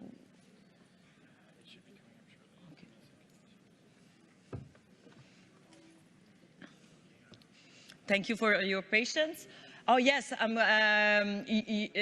you want to speak on that? Okay, so while we're working on the wording, I'm going to open I'm going to ask for the microphone number 1 to be open for the mover to speak on it. To you. There we go. Really want to thank the chief for the recommendation and the amendment. Just speaking with the seconder, just wanted to state that that particular topic and those articles are included in our mandate and are included in our report and the recommendations that we're making. So that particular topic is one of the topics that we are engaging on, and we'll come back with recommendations later this year. So it is addressed already within our mandate as well as in our draft report right now. So hopefully that feels good to say that it's already covered, and that'll be part of what's already committed to. Thank you very much, Councillor. I think we saved maybe some time, because if I may, so you're not in favor, you don't accept, you don't agree with this proposed amendment, this addition, because it's already been covered by the mandate. Okay, so Chief, so and the seconder also agrees with that. Thank you very much. Yes, but just want to check with it was Chief. Yes, Chief Miracle. Are you okay with this explanation? It's perfect. Thank you. It's going to be noted in the minutes. That's true. So thank you very much. We're now going to go to microphone number 3. If you can please state your name and First Nation. To you. Chief Kelsey Jacko from Cold Lake First Nation. I'm just discussing from Alberta region. You know, we don't have a regional in our region. How do we get our voice heard? You know, when it comes to voting, we only have 45 votes. BC can outvote us there alone. Ontario too. And when it talks to treaty rights, I have a big issue with it. You know, that's why I stepped out of this organization. You know, it's going to be our own people that's going to break treaty. So where do we get our voices heard? So, you know, I'm not in agreement with this or whatnot. When it comes to treaty rights, you know, where do we get our voices heard? And where did our money go for our region? Please explain to me. Masi. Masi Chimigwich. Chief, we will now go to the Zoom platform, and I'm going to call upon Chief Lynn Akus to turn her camera on and address the Assembly for a maximum of 3 minutes. Thank you. Miigwech.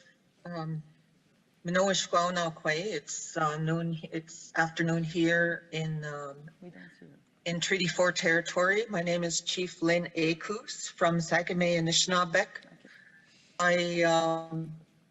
I just want to, first of all, thank the elders who led in the sunrise ceremony, and I want to acknowledge the territory that the meeting is taking place from, and wish everyone a good stay in the East Coast. I want to just thank the Chiefs Committee on Charter Renewal for all of their hard work, and I want to raise a few concerns I have about representation. Since you know, the National Chief has been ousted, she did some work around having a council of women leadership, and you know, that raised I raised some questions with National Chief about the composition of women leaders on the Chiefs Committee. I note that there are no women who are on the Chiefs Committee on Charter Renewal. I think that's a very important voice that is missing. We certainly do not lack in women leadership to sit on the Chiefs committees.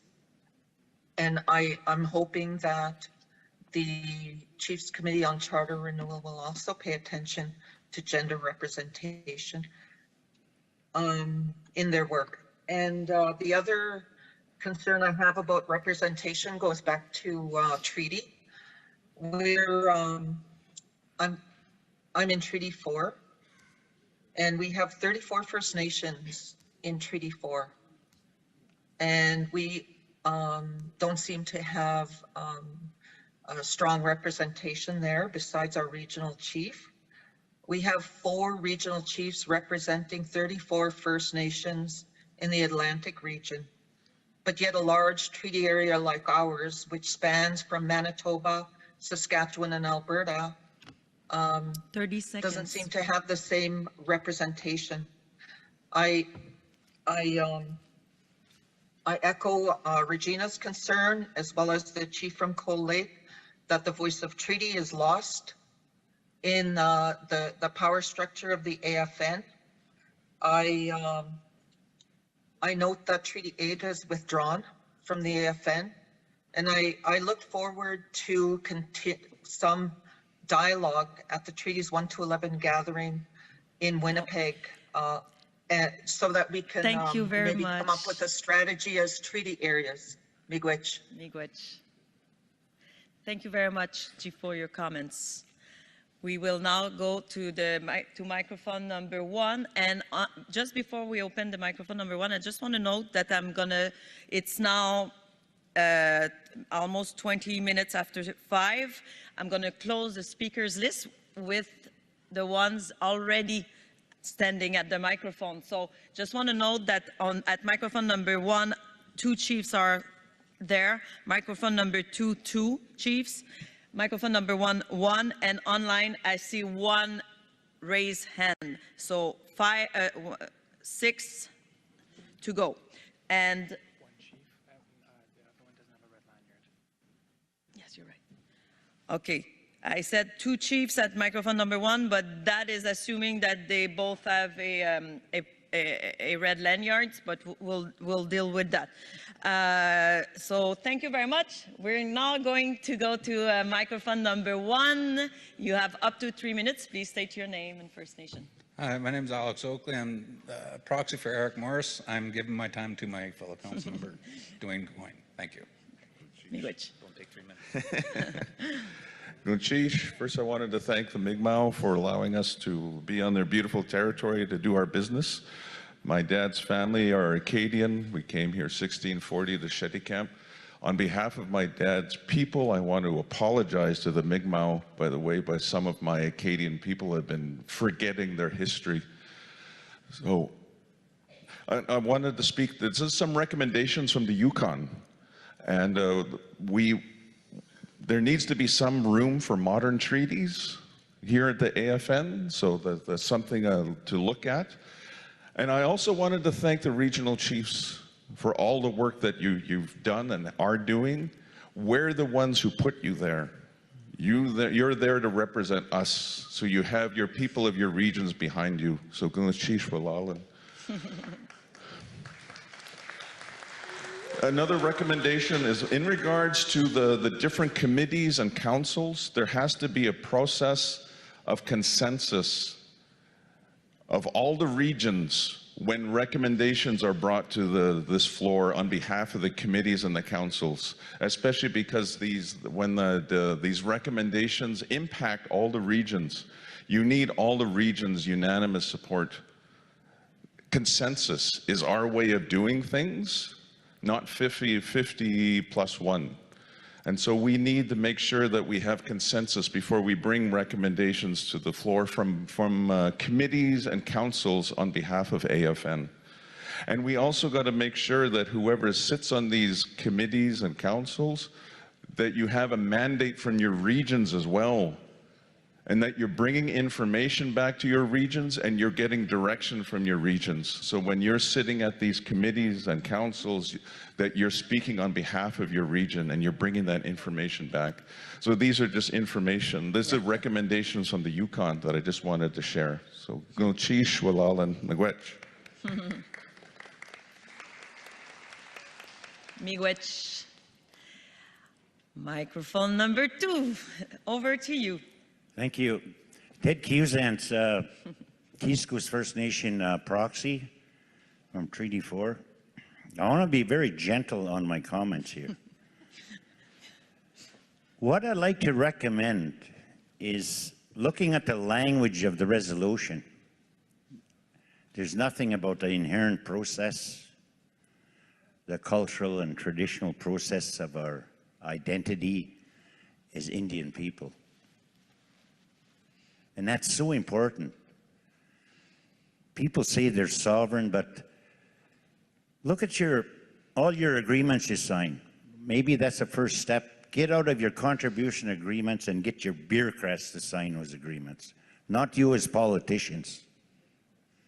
Because when the AFN, you guys sitting up there, the AFN aren't treaty right holders. Same with my chief from Saskatchewan. It's the people that are the treaty right holders. And that's so important. And we gotta put a decolonized strategy together. And that has to come from the ground up, from the people. And you gotta deprofessionalize your thinking. Deprofessionalize yourself to the level of our people, what we're talking about, so they could engage and add power to what we're trying to do. Because it's that mentality of thinking.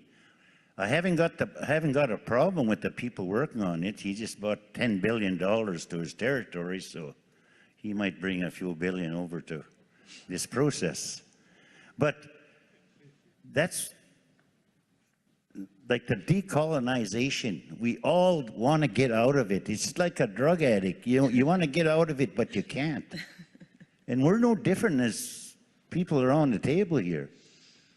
You really want to decolonize? What are we dealing with? What are we doing about the Indian Act? We just talk about it, no action. And be careful with the health legislation coming down in 24. You know, really think about that. There has to be an engagement process there. 30 seconds. And I tell you, the shifting of liability from the federal government to First Nations, that's the trap that's being set. The $10 billion that's being shot out to bands to have our own legislation. We got to be very careful. How do we be careful? Use our inherent rights process from the ground up. Thank you. Miigwech, Chief. Turning to microphone number 3, please. Up to you. Judy Wilson, proxy holder for Osui Singing Band. I just want to also thank the Mi'kmaq for their gracious hosting and the drum song that they opened with. I just wanted to add that the chants of the day came together. It was due to the repatriation of the Constitution, which our people rallied against, and we came together, Constitution Express and all of that. But there's something forgotten in some of the history, was that the Chiefs Committee on the Bilateral Process from the 1980s that was to address the historic bilateral relationship from the original Wampum Belt treaties at contact with the European nations on the East Coast through the pre-Confederation treaties, historic treaties, and the nation-to-nation treaty-making process. So I don't know, that was kind of ignored when, I think process. Hello? Yeah. In and out. The microphone seems Yeah, to something's cut. wrong with the microphone. I'm not even. Anyway, the work started in the RCAP work. And then I think it's really important for people that are saying that we need to include, our own laws and our own processes. And part of that was what was looked in the 1980s under that bilateral process. And what happened was, the government is still continuing on with their 1973 policies, the inherent right to self-government and, all of the comprehensive claims, specific claims, in addition to reserves. So basically, I guess what I'm trying to say is the government's still driving the agenda. And I agree with the speakers that we have to get to our decolonization and our own processes to stand those up as what our leaders initially standed the AFN up. And my uncle, late Grand Chief George Manuel, I served under the first term with him, and that was in and around that time. And then I went to college in 1982, and that was like over 41 years ago. So it was interesting, as a great leader that he was, that he instituted the National Union Brotherhood, but he was still around in 1989 when he passed away, to see the birth of AFN. So a lot of the old leaders, did have that at heart. And I think it's just being the resolution that speaks to is being more inclusive and having those consultations with our nations, and that we can have that input into it. So whether it's, BC, Alberta, Ontario, or any of the regions. Okay, thank you. Miigwech, thank you so much. Two last speakers on the speakers list. We'll now go to the microphone number 4, which is virtual. And I'm going to invite Chief Lee Spehan from Coldwater to turn his camera on and address the Assembly for a maximum of 3 minutes.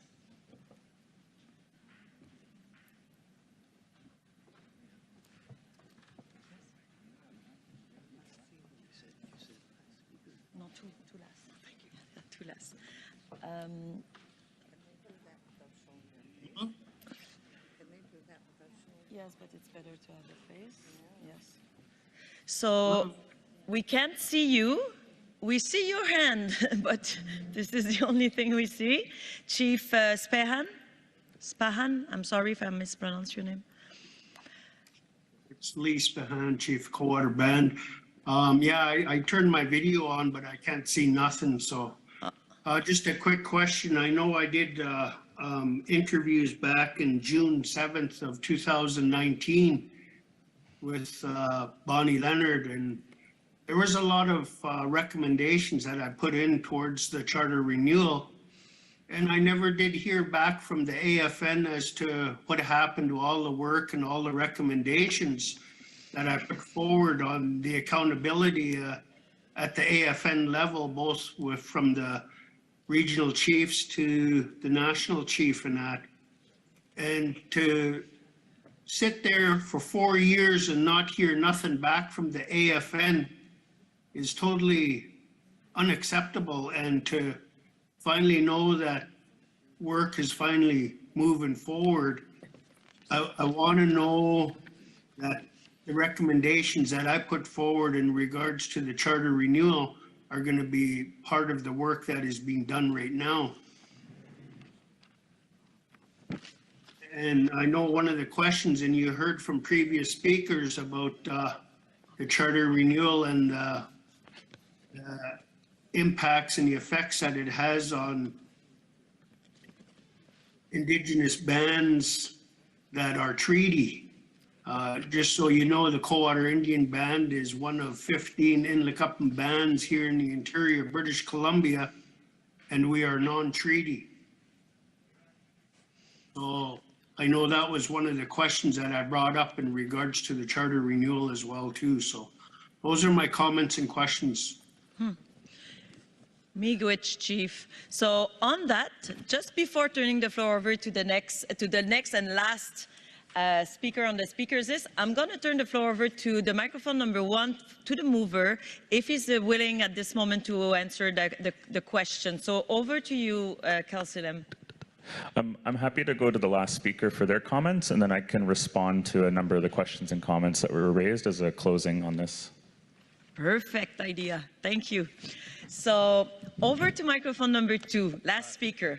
Chief Wilfred King, Gull Bay First Nation. First of all, I want to caution the committee. There was about 8 years ago, they were supposed to hold a Confederacy of Nation meeting. And I'm not going to mention no names, but there was supposed to be a purported meeting take place. And it didn't go anywhere because questions were raised about the legitimacy of that group. And I draw your attention to Article 11 under the Confederacy of Nations composition. One, it says that First Nation represented from each region and one representative from each region plus one representative for 10,000 nation citizens of that region. And second to that, it talks about the and accountability in Article 13. The Confederacy of Nation representatives may be elected or appointed and removed by the chiefs of each region at a meeting convened for that purpose. So we've never had that meeting to make our selections in Ontario. So I want to caution the writers and drafters of this that we got to make sure we do that, because that didn't happen in a situation where there was a so-called Confederacy of Nation meeting, and that did not happen. There was no election process by a region, and that meeting was supposed to be held, and I questioned it, and that's why I guess it never went anywhere, because we weren't following that process. But I just want to caution the group that we should look at that and make sure that we're really following that. But my question goes to charter renewal in general. Anishinaabe people, which I'm from, you know, we extend all the way to Alberta, northern Saskatchewan, Manitoba, Ontario, Quebec. We cross the international border in regard to Minnesota, Wisconsin, Michigan, and I think even North Dakota. That's the greater Anishinaabe nation, you know. And somehow, though, that we're again adopting these provincial boundaries. These are creations or creatures of government, of the federal government and the provincial government. And I'm so I raised this at the last meeting, is that why are we still doing that? Why are we still following provincial boundaries? Like prior to Confederation, Gull Bay First Nation as the Anishinaabe Nation was aligned with a greater body and extended beyond provincial borders and even an international border.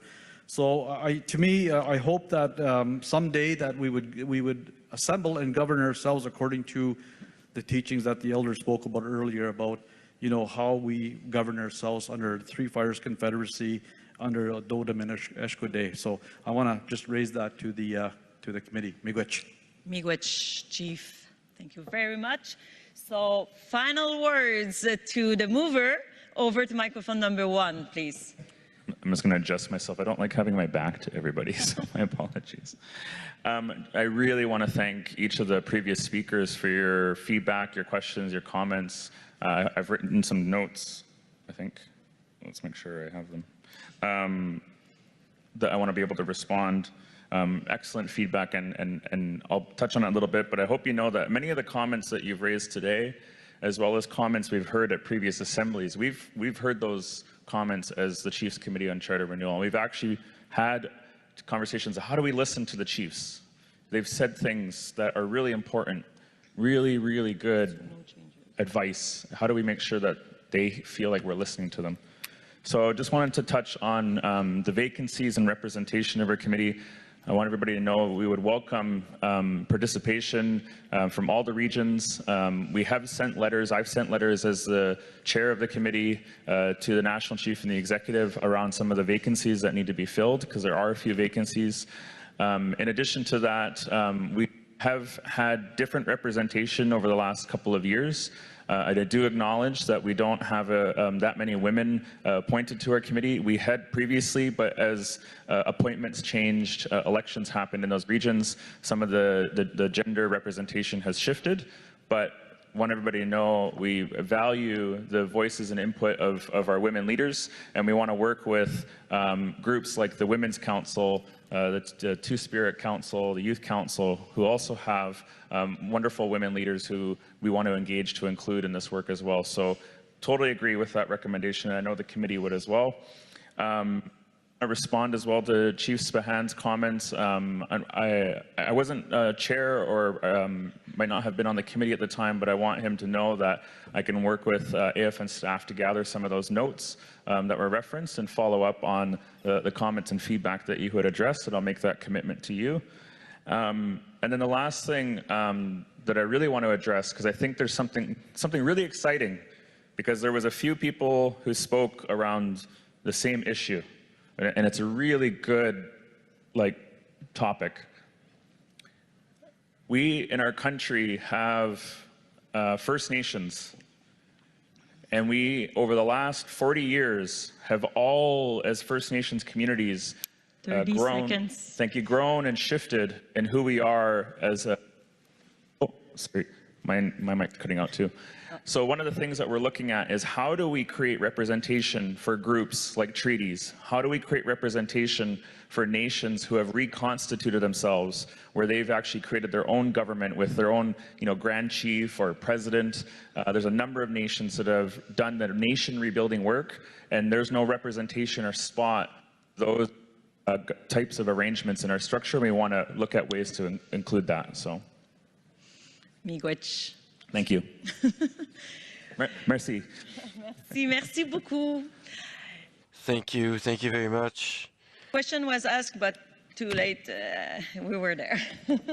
The discussion period is now over, and we will put the question to a vote. And on that, I'm going to ask technician if you can please open the poll on the Zoom platform. We are now voting on draft resolution number 4 entitled Chiefs Committee on Charter Renewal, Engagement on Charter Report.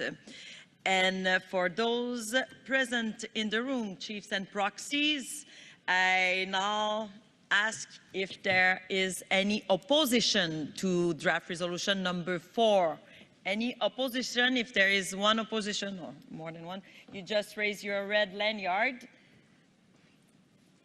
I'm looking in the room. I don't see any opposition, but I'm just giving it some few seconds more. No opposition. I'm missing something? No? Good. Okay. Thank you. So Thank you very much. Any abstention? Any chiefs or proxy that wish to note their abstention? If there's an abstention, please raise your red lanyard up in the air so I can see it. I don't see any abstentions in the room. So at this moment, I will now ask the technician if you can please close the voting, the poll on the Zoom platform. Thank you very much. So voting has been closed on the Zoom platform, and I will need help from my colleague here, my best friend of the day when dealing with resolutions, Bram, to get the numbers on the online. But I just want to no more wait. The draft resolution number 4 carried, but there is abstention and opposition on the Zoom platform, but I don't know the numbers at the moment. Okay, so on Zoom, 14 yes, 1 no, and 1 abstention. So motion is carried. Thank you very, very much. Congratulations. Here we are. What time is it? It's 20 before 6 or 40 after 5. So that means that the day is over. We will recess until tomorrow at 9, and I will meet you all here tomorrow at 9. I just want to as a reminder, we have some, not just reminder, but we have some announcements to make, and I'm going to turn the floor over to my dear youth co-chair colleague, Haley, that just arrived just in time. So over to you for the announcements. All right, so before you try to get out of here and go fill your tummies, because I can hear them rumbling. The deadline for late resolutions is July 12th at 12 p.m. ADT. That's July 12th at 12 p.m. Atlantic something time. Another one is the Circle of Trade located at the Conventional Hall. There will be a pipe and sunrise ceremony at 6:30 a.m. tomorrow at the back of the room. So if you want to attend the pipe ceremony, it's at 6:30 a.m. at the back of the room. The regional caucus rooms are located on your agenda that tell you where to go. And then one other thing, there is an event happening tonight, the East Coast Party at Pacifico Dance Club at 7:00 p.m. And there is another event. Do you have that slip? Pardon? The other event? Oh, you already mentioned? I did mention it. I can't find it. Okay. I'm sorry. Maybe in your text message. And I guess that is everything. So thank you, everyone. Have a great evening, and we'll see you in the morning.